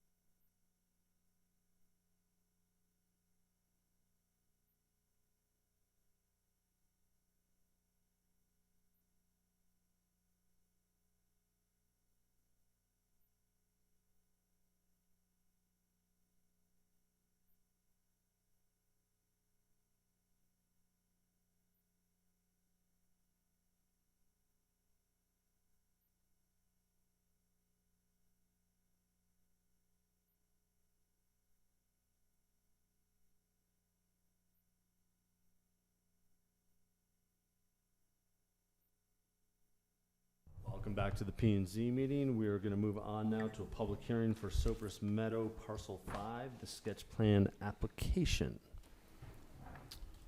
Yeah, let me share the screen here on Zoom once again. Okay.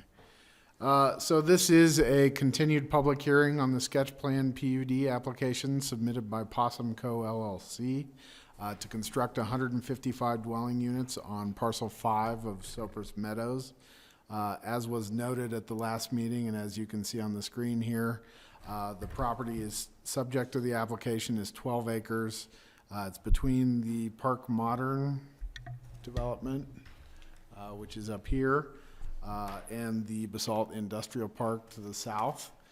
So this is the subject parcel, and it's between the Willets Lake and Willets Lane.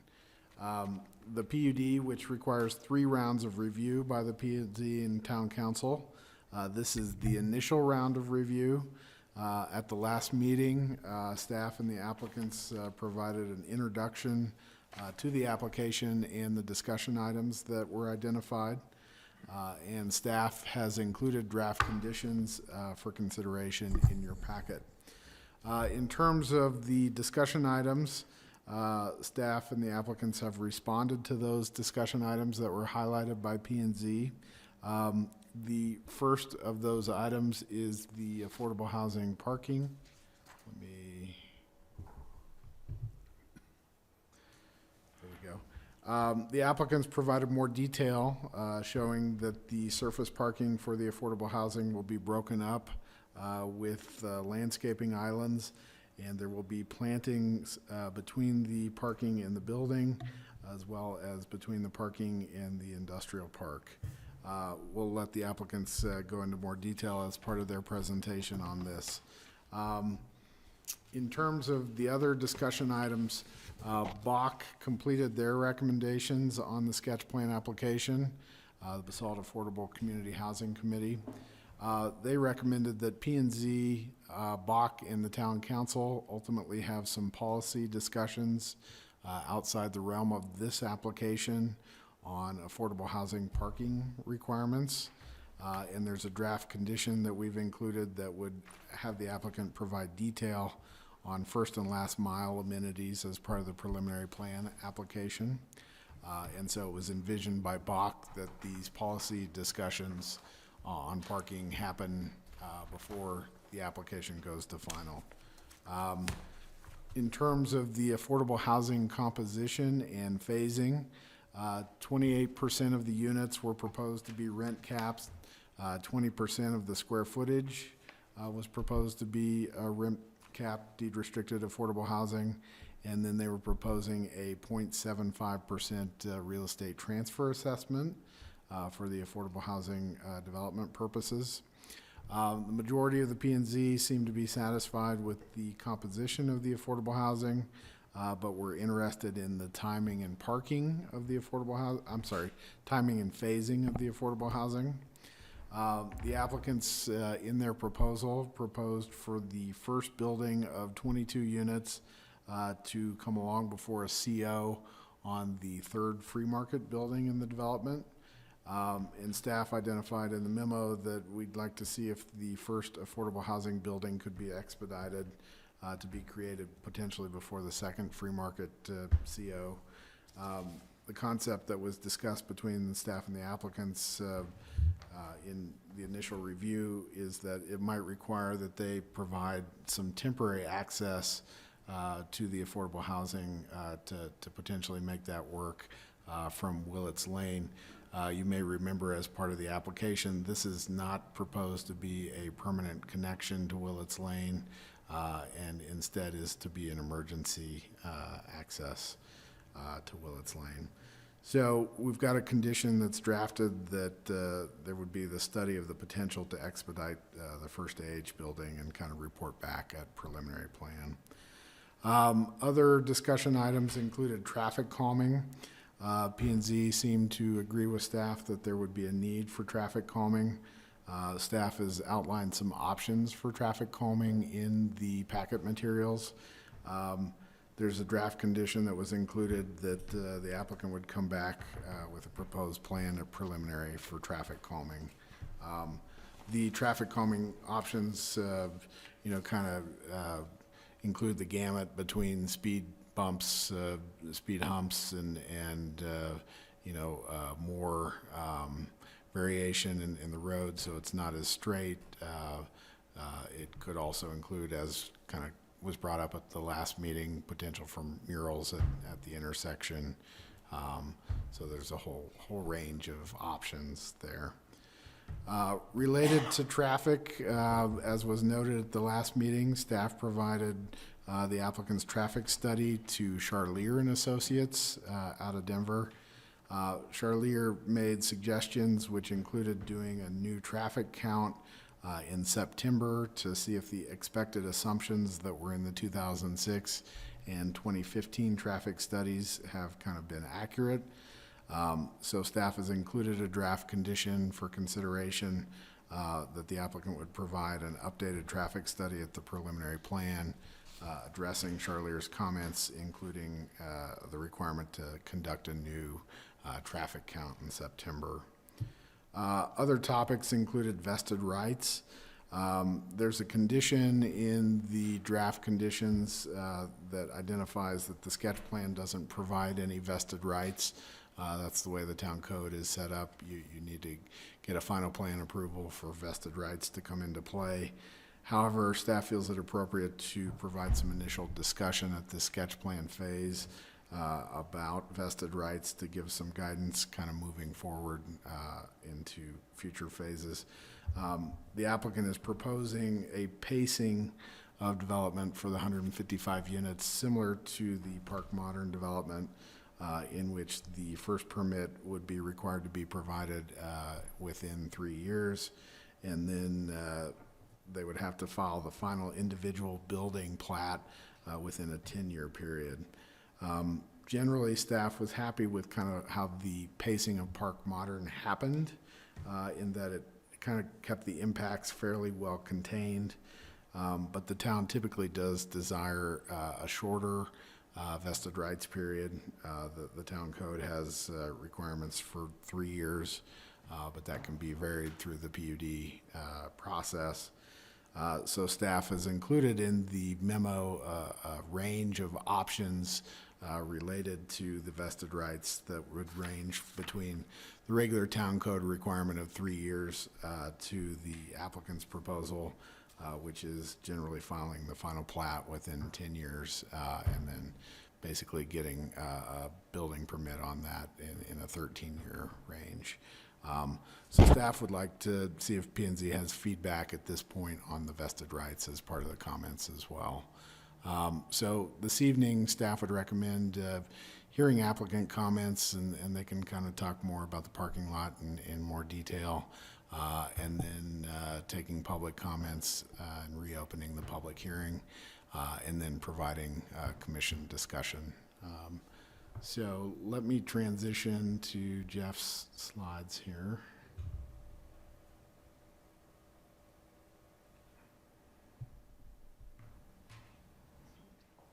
Do you want to operate it? Okay. Yeah, I'll move on. Remember, you just have to Yeah, I get was gonna that say, mic I was- attached to you. We need a Yeah. lapel microphone. Pleasure to be back here and talking about parking and affordable housing again. No, I think it's one we all really care about, and I do think it's an opportunity to get it right, and I appreciate the comments we got the last time.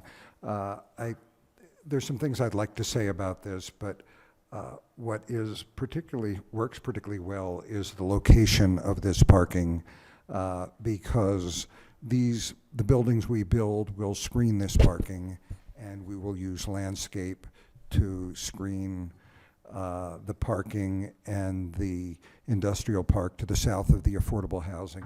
And I think the best way for us to talk about that is probably to look at the site section we submitted and was probably in your packet. But, if we're all the way on the left here, that is the beginning of the industrial park, And what we've done moving left to right is we've got a parking zone. Then we basically have a conventionally scaled street of parking on both sides. And we've got both landscape islands, which James mentioned in the site plan we looked at, as well as a front yard zone and sidewalk before we get to the affordable housing. So, you know, these are going to have nice front yards for these ground floor units. I think a nice sidewalk for the neighborhood, a well-landscaped street, and an opportunity basically to use the buildings to block the parking from the rest of the neighborhood. And those units that are facing in that direction is pretty much like living on a street, and we're taking advantage of the landscape we have there to basically screen this building. Maybe it's worth going back to the site plan, Jeff. I think, Oops, sorry. yeah, if we, I know none of us like the amount of parking it takes, but this is actually a location that can handle that pretty gracefully. So at the end of the last meeting, we raised the possibility of significantly reducing the amount of parking, but we do have the ability to put that parking there, and as staff has pointed out, there's not a fully baked scheme out there to how to reduce that parking and still not have unintended consequences or consequences we're not all prepared for. But I'd love this project to, at the very least, move that conversation forward about how we're going to generally start, you know, having less cars over time, whether it happens at the beginning of this project or over time. But I'd like to think sooner or later we're going to use some of the modern approaches to shared vehicles, public transportation, that at least if we do put all this parking in, maybe the town moves towards regulations for starting to remove parking and eliminate people's expectation that they will always have a car out their front door, and that that's the appropriate way to get places. You know, we talked about things like, and had a bit of a conversation with Bach about that, is, well, maybe everybody gets an assigned parking space per unit, and then there may be half that many units that could be available, but somebody would need to rent those from the HOA if they needed that second parking space. But we do know that any parking lot gets filled with people's extra cars, extra rec vehicles, whatever, and we just need to start coming up with some way to wind down the expectation we all have about cars, because we also have expectations about having the planet around for our kids. So here's an opportunity, and we're, you know, look forward to the opportunity to work with you guys and Bach just to see if there's something smarter we can precipitate here, and we're certainly happy. So this scheme, by the way, assumes that the 88 required spaces are in this parking area, and the required guest parking, and you see the note there, is along this north-south road that goes through the middle of the property.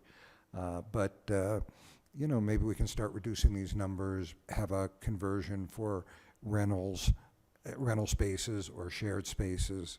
You know, just is an opportunity over the review of this project to see if there's some other ideas. But we certainly can meet the code requirement, and I think we do it pretty favorably here. I think it's a pretty nice opportunity to minimize the impact of the cars. That's been important to us throughout this project at Park Modern as well as in Willits Town Center, so we'd like to just keep pushing in that direction. With respect to James's comments about phasing and, vesting, you know, we'd like to build to the market and let the market tell us, you know, when they're ready for more, and we don't really want to overbuild. And we don't want to, and we want to take advantage of the opportunity when it's there. So we just like something that gives us that flexibility. We're not trying to determine what the future looks like. We all lived through 2008 to 2012 in this valley when it wouldn't have made sense to build anything for 5 years. So, you know, I guess the option is, if we find ourselves in that position, we'll be back in this room talking about what it takes to keep our local economy going and our project going. So I'm not sure if there's anything else we should add at the moment. There wasn't much. I think we were in agreement with what James had to say and what staff has suggested as the conditions of how we should move forward. Thank you, Michael. We'll go with questions. Rob?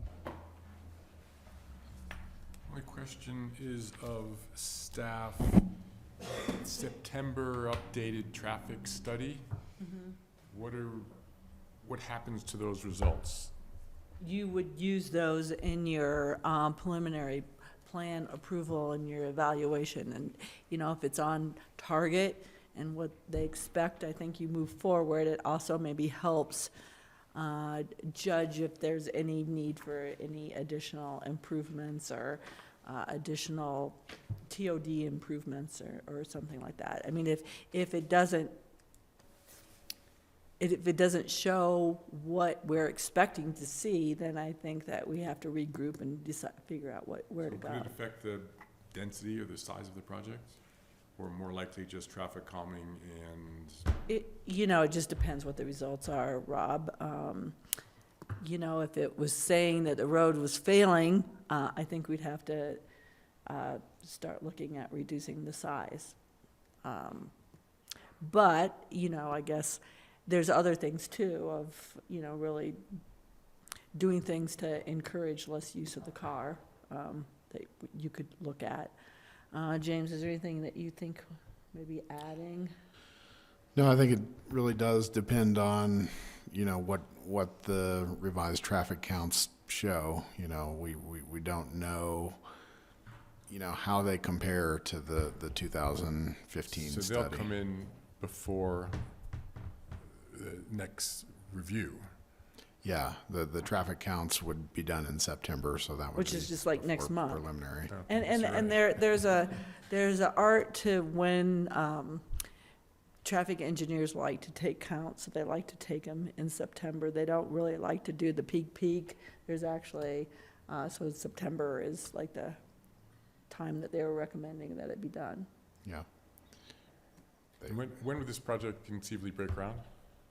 Well, our desire, so the project starts with recontouring the lake, and I don't know if you guys have spent time over in that property, but we've been collecting soil to recontour that lake for a long time, and we've got about 90,000 yards of material that needs to get moved and contoured to reach the expectations that, the statutory expectations we have for what happens to the lake.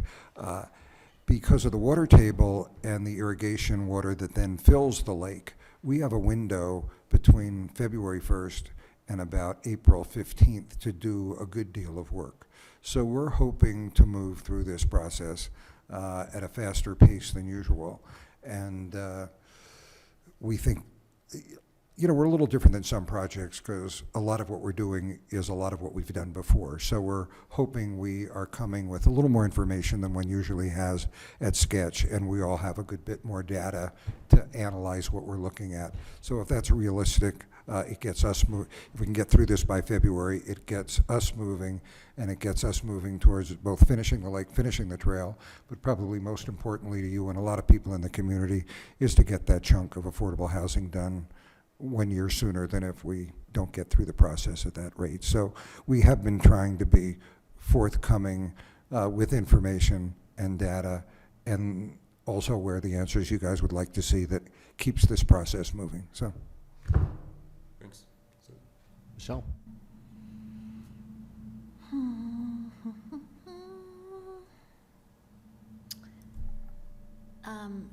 I'm just trying to remind myself of the phasing. How many units or how many buildings in phase one were you hoping to do? Phase one, we have a first phase. Is it 2 units, Jeff, or 3? 2 buildings, I think it's 2 buildings. No, are you talking about the free market or the affordable? Free market. Yeah, we have 7, can we go back to Yeah, just a minute here. the site plan? Yeah.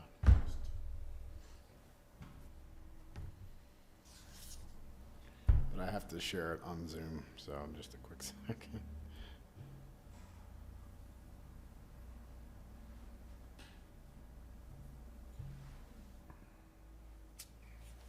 So can you see the numbering? It's 1, 2, and 3 is the first phase. right.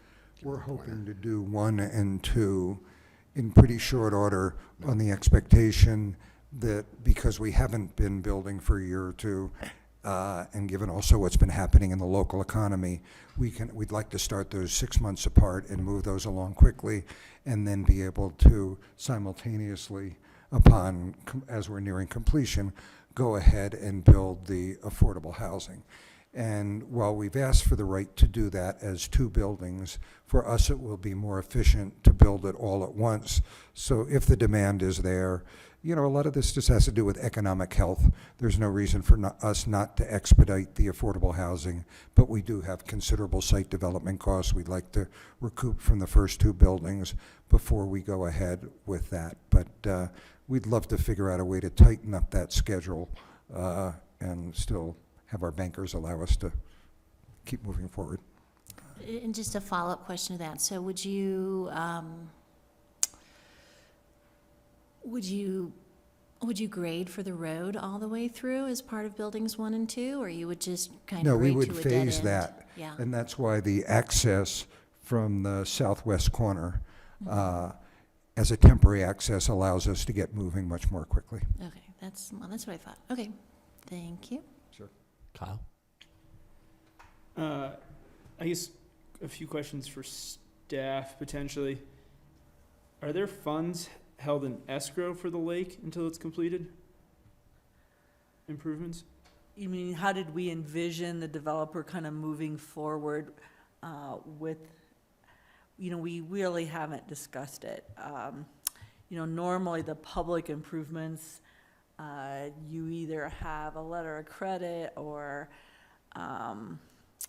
we've been working with escrow agreements recently, so what you do there is the developer puts money in the escrow agreement, the town's a party to the agreement, and they make their construction draws out of the escrow agreement. We could do something, but we haven't even talked about that, would we require security for the lake? We haven't, have you talked about it, James? No. Yeah, we really haven't talked about it, but I think actually, if you were talking on the fly, I think maybe an escrow agreement might be a good way of doing it. So that the lake does get finished regardless of whether they move forward or not. And then, has there been any thought about worst case scenario if they get through 2 buildings and stop, where we are left with 0 affordable housing other than a RETA? They don't get the CO on that second building until they have the first 22 units. It says the 3rd building. Is it the 3rd? Oh, the 3rd, okay, I'm sorry, I said that wrong. Yeah, you would be stuck. Now, Staff is recommending the first 2 buildings. you could talk about, Staff is recommending the first 2 buildings. yeah, we haven't gone that far. When we did Willits Town Center, we required them to secure some funds for affordable housing before they moved on. What? The applicant is proposing that. Yeah. Sorry. No. So currently, we would be stuck with nothing. And I would say we're stuck with nothing unless you guys want us to explore security or something. Right now, we'd be stuck with nothing. Okay. And slightly a personal issue that I know the light at Evans Road and Willits is just not timed correctly or something, and we're only increasing the traffic into that intersection off of 82. And if there's anything I don't know if there is a plan at which more traffic, they look at the lighting pattern. Kyle, which intersection are you talking I think you mean about? Original Road, right? You're talking about, yes. yeah, you're talking about coming out on Original Road. And I notice that too, because we go in and out of there a lot more now that we own Lot 4. And, it's not great. CDOT really pushes back as a general rule to allowing more what we call green time on the side roads. We can make a request, but you're not likely to, it's not they're not likely to give it to you, to be honest with you. And then if, as 82 gets more congested, they reduce that green time. So, you know, you can't get a long-term commitment on green time on the off-roads, you know what I mean? I guess it's not so much a commitment, it's just how that, at what point does CDOT look at those in relation to the, how much more capacity you're putting onto a highway? You know, I think we'd have to come back with you, but I would just say that normally what CDOT does is that as time goes on, the main line takes priority. That's their concern, is getting the traffic going up and down the valley. So over time, we'll see less green time on the side roads, I would say. But the other thing that we are doing, we've been working on a project to try to coordinate the signals better. And between Elgibel, Willits, and Original, with some fiber connections and stuff, and the Willits developer had to pay some money. We were working with the tree farm developer, so that will help because, you know, as the signals kind of coordinate with each other, it moves traffic along. But in terms of that question of what would it take, normally I think that I think the best thing for us to do is maybe get back to you with an answer on that. Maybe at preliminary, we can explain it better. Yeah, and just to kind of maybe add to that, you know, CDOT has kind of had different takes on different projects related to green time, so we could certainly explore it with them. And then our desire not to have the Willits Lane entrance is because it's the bike path, it's the connecting bike path to the. And the pedestrian. Mm-hmm. Is that very, that's why. I mean, the reason is just the pedestrian and bicycle connections for the younger kids that are riding on that bike path. The less curb cuts you have, the less conflicts you have between pedestrians and cars. And it's, you know, it's part of we're not encouraging cars. I mean, you can kind of look at it as part of that whole thing, too. But we're just putting more traffic onto East Valley Road. Yes. I guess. Yeah. So the view of you guys is it's better to have 2 entrances than 3. Mm-hmm. Okay. That's it. Okay, thanks. Bill? We're questions, right? Yes. In the interest of getting home sooner, I'll keep them, not ask them. Okay, thank you. Cindy? No, I was just gonna ask about the parking study too, but I think that got answered with Rob's questions. Gino, questions? Mm-hmm. Couple, 3 small ones. First of all, am I correct that you are the developer of Postmodern? Yeah. Of the Postmodern project? Okay, so you obviously know what the value of what you've done is. It's probably one of the better projects. Mike Gino, thanks. Does this new project, forgetting the affordable housing just for a moment, do you feel that that's at the same level as Postmodern? Yeah, comparable. That's the expectation. So the value-wise would be a continuation of what you started there? That's correct. Okay, that helps me. I think you've done a good job there, by the way. Thank you. The next question I have is really more for you, James. I for some reason, you have to forgive me, I'm a little bit unclear how we're getting to this site. Am I correct that you are getting to the site from the south by coming off of Lakeside Avenue? Jeff, you have the pointer there, if you And could please coming point west as I go. to that unnamed road that's going up through the project that connects with Evans. Is that correct? So there are several access points. There is the access point on Lakeside Avenue there. Can you point to it somehow? The pointer, Oh, but I can get up. okay. So right past the Yes. medical center. Okay, that's what Yeah. I'm looking at. And that's what goes on to Lakeside. Yeah. And then that goes to the start of the new project road going through his project. Correct. And then it dumps out onto the north on Evans, is that correct? That's correct. And there they can either go over to,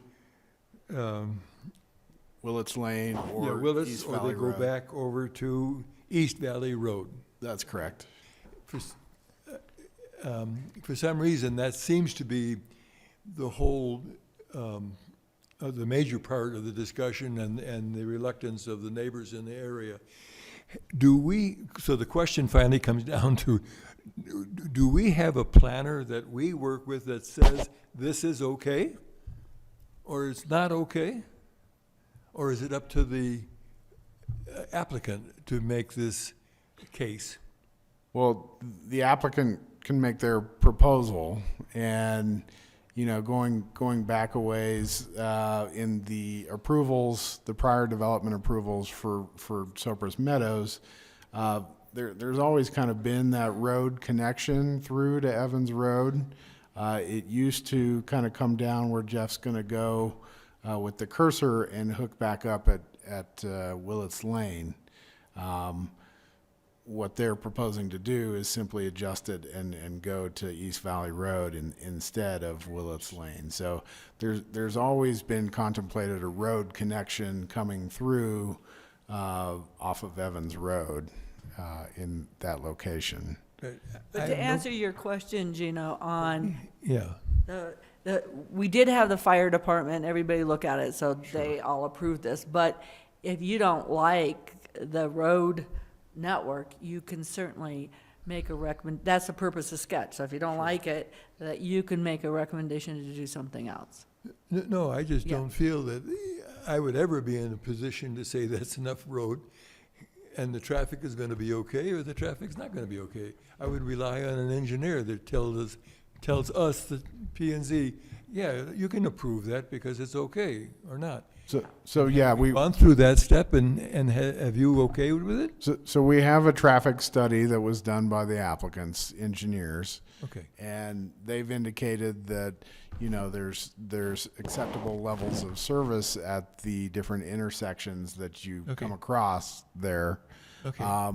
However, we've got a recommendation from the town's kind of third-party consulting engineer, which is Charlier and Associates, and they've recommended that they do traffic counts in September to update their understanding of how much traffic is actually flowing through this area so that they can make better recommendations on whether this is workable or whether there are issues and need to have, improvements or different adjustments to the circulation. That helps me a lot. Okay. Just one last question Sure. then. We have seen elevations of the regular buildings, the free market building. I don't think in the last presentation we saw any elevations of the housing, of the affordable housing. And that's correct. And I'll say a few words that, our intention is that it be compatible and appropriate for what else we put there. Obviously, there's a cost difference in construction, but it's important to us to make this look good. It's part of the overall project, and it needs to be compatible. And will the affordable housing carry out the same palette that you have to some degree? We haven't gotten there, and certainly at sketch we will come back. At preliminary we'll come back and do that. But I think, I'm not sure if palette's the best way to link it all together, but I think it probably is. There's an argument maybe that we'd like to break things up a little bit, but we certainly don't want it to look like the stepchild over there in the corner that doesn't feel very good, where everybody's committed to the landscape around the affordable housing as we are throughout the project. And, I will say that the current code for how we build the exterior buildings for fire protection is an expensive way to do things, whether it's affordable or not, but it will drive us to a similar kind of solution, so it's just not going to be that different. I think we'll be happy to come back and show you that, but We certainly want to be proud of what we're doing there and respect the concerns of the neighbors there. Okay, thank you. Yep. Thank you. Great. I do not have any questions, so we'll open up for public comment at 8:50. Susan, Okay. you ready with your instructions? Yes. I don't know that we have indication that anybody's in the queue, but the easiest way is that if you're online, you go to the Zoom link on the second page of the agenda and hit that. If that doesn't work for you, you can call 1-346-248-7799. And the webinar ID is 851-8936-7361. So with that, James, you don't have anybody in the queue, right? There's nobody in the queue on Zoom. No. No one here to make a comment, so we will close the public hearing at 8:51. We'll go around for commissioner comments. We'll start with Bill. Okay,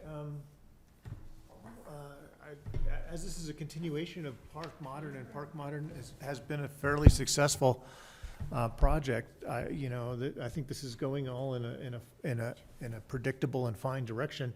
Though I am happy to see that the accelerated schedule for at least the first building of affordable housing, I think that is a benefit for the town. One thing I would like to do, and I encouraged the developer in the last application about this too, and I've been starting to do this, is to over-provide the accessible units for at least the affordable housing buildings. I've been doing that on my projects, and it's been met widely well in all the communities that I do that, with both type A and type B units. Right. It benefits the community in a way that is not clearly seen, because there's not as many places for these people to be, and so they're not around. But there's so many nonprofits in this area that deal directly with accessibly challenged people that I think it's an important thing to at least consider. I have no problem with the talks about reducing and shared parking for the affordable housing. With the scheme you've put forth is pretty darn standard, and it's a normal streetscape in that sort of row house kind of multi-family kind of thing, so that I think that's all perfectly fine. I also still support and strongly support the traffic calming measures on that one street that we talked about. Just as a side note, Willits has been my go-to place to teach kids how to drive a standard transmission, and that type of thing would just make it even better. That's all I've got. Thanks, Bill. Cindy? I don't have a lot of comments. I think, one thing I just wanted to note when I was driving through Willits tonight to get to the National Night Out, I was just, I don't know, maybe because it's been raining and everything is so green right now, but I really was aware of the amount of green space by the first phase of Park Modern and by the larger Evans Court townhouses, and I just really appreciated that. It really struck me tonight how much of that there was. So, really, I would just be very interested to see how that traffic study compares to what was done 5 years ago. And I appreciate that there's, more affordable housing in this than was required. So those are my main comments. Do you know comments? Yeah, I applaud the whole picture of what you've presented, especially on the grounds of looking at, you've proven your worth on the postmodern. However, she just said that you're in a large amount of green area, and I was hoping that you could make something other than just a box for your affordable housing. And I'd have a tough time really saying, yes, I approve this project going forward, without having some sense that you can work a little harder to try to get something, maybe another quarter, another 50 cents, another dollar, whatever it is, to perhaps even have small balconies that can open up to the air and to the green grass that's all around that maybe other affordable housing wouldn't value because they're right on a street or they're right on a parking lot. You have an opportunity, but I haven't seen it, and I would like to take your word that it's going to be good and it'll fill because it makes sense to, but looking at it from just the affordable housing, if I just said, no, it's okay, I trust you, you're going forward, is just a little bit deep for me to make that statement. But I just applaud what's gone on so far. I just wish there were one more little hurdle that we could look at to satisfy the affordable housing part. Thanks, Gino. Rob? Well, Gino, this is just sketch, so I do think we'll get that opportunity down the road. My only comment is I think you've got a nice job planting and shielding the parking lot at the affordable housing from both the units themselves and from the storage unit place across the way. I would like to see some trees, berms planted between the parking lot and Willets Lane. That's where we're biking, walking, and I think that could be a prettier streetscape there. That's my comment. Thanks, Rob. Michelle? I echo basically everything Gino said. I think that the free market units have this lovely kind of organic feel, how they're site planned around, and I appreciate the cost differences, but it just kind of, it's a little rough. It feels like, here's the back fence, that's where it's going, bang. And, you know, without elevations to help prime the imagination on where this is going, it's hard to feel excited about it. It's also the dilemma of the parking. You know, it's great, it meets code. I hate that it's all together and that it's this C. I know it meets code, so I can't really say much more than that. But if it were me, I would appreciate some more design happening in that section. And we are against the storage unit, so I understand that too. A question I have is that what the applicant is requesting for the vested rights, does that actually kind of add up to 13 years altogether? No, it could add up to a lot more than, the applicants, why don't you guys respond on that? How many years? No, it As could. long as it takes, basically. However you want to. That's what I was kind of reading, yeah. Tell us, you know, any year where the economy's flat doesn't count, you know. But it's, you know, we'd like to build it as quickly as we can gracefully, and there's an opportunity, and we're not going to build it faster than that. So Sure. however we want to talk about that, we can, but the reality is, you know, I don't want to build it too quickly, and you don't want us to, and, you know, I am 71, so there's probably more issue with my age than the vesting. Okay, well, those are my comments. Thanks, Michelle. Kyle?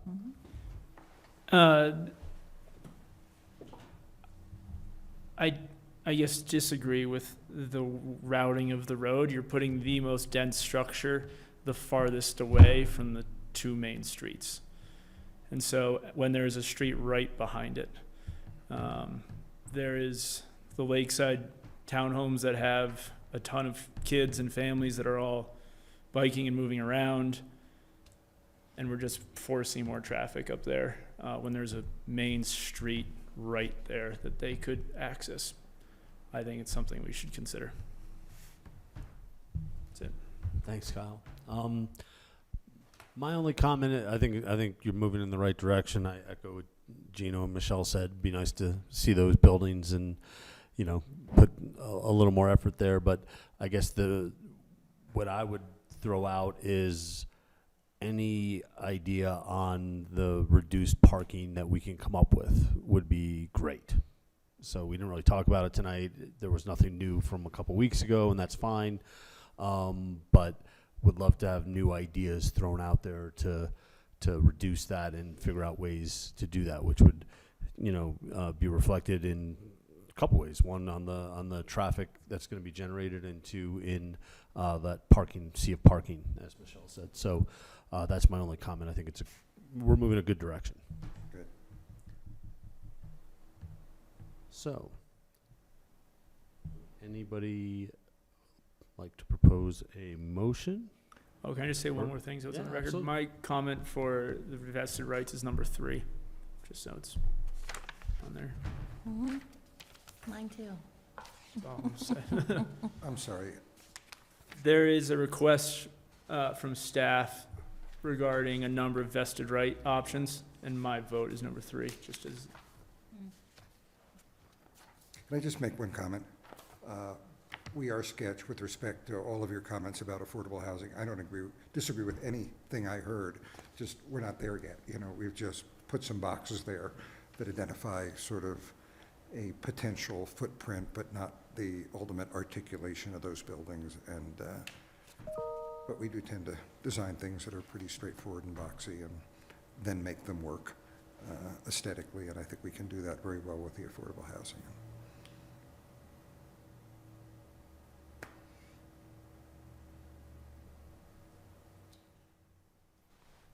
And staff would like to highlight that we do have a condition that they provide more detail at preliminary on the affordable housing details. Thank you. I make a motion that we move this to council with accepting staff's draft comments, or draft conditions. Would that, was the vested rights question included in The conditions don't have a specific reference, except the fact that you're not addressing vested rights. So if you wanted to do something different, to give like direction that you like something, we have 2 members that said they'd like number 3. Is So, there? Bill, your motion, would you like to include that or leave it as it I'd is? leave it as it is. I'm gonna leave it to council. Do we have a second? I'll second. Cindy, second. Anybody? Gotta be louder, Gino. Yeah. Do you want to take roll call or? Yes. Okay. Yep, just a second. I wanted to put, okay. I'm going to read backwards this time. Cindy Hirschfeld, Yes. Rob Levitt, Yes. Bernie Grauer, absent, Michelle Tebow, Yes. Eric Wolzek, Yes. Gino Rossetti, Yes. Kyle Oberketter. yes. Okay. Forgot Bill Marin. Yes. Sorry, it says first. You made the first, and it said 1. So that's Since I made the motion, I should be on the list. Great, motion carries. Thank you, gentlemen. Thank you. Appreciate it. In recognition of the time, I'd say we go quick. I want to make a update quickly because on the Yep. Capital Needs Committee, Yep. because yesterday, the committee voted on the 3 recommendations to move to council. So we voted to forward to them the 3 projects would be affordable workplace housing, a green initiative, and the town hall improvements, or to build a new town hall. We did not prioritize, we did not attach a monetary number to that. Just that those would be the 3 projects that we voted on to bring forward to council. So that is being presented to council next Tuesday. Tomorrow, there's an open house at the library from 5 to 7 to kind of show what the projects are. Everybody's invited. There's free pizza.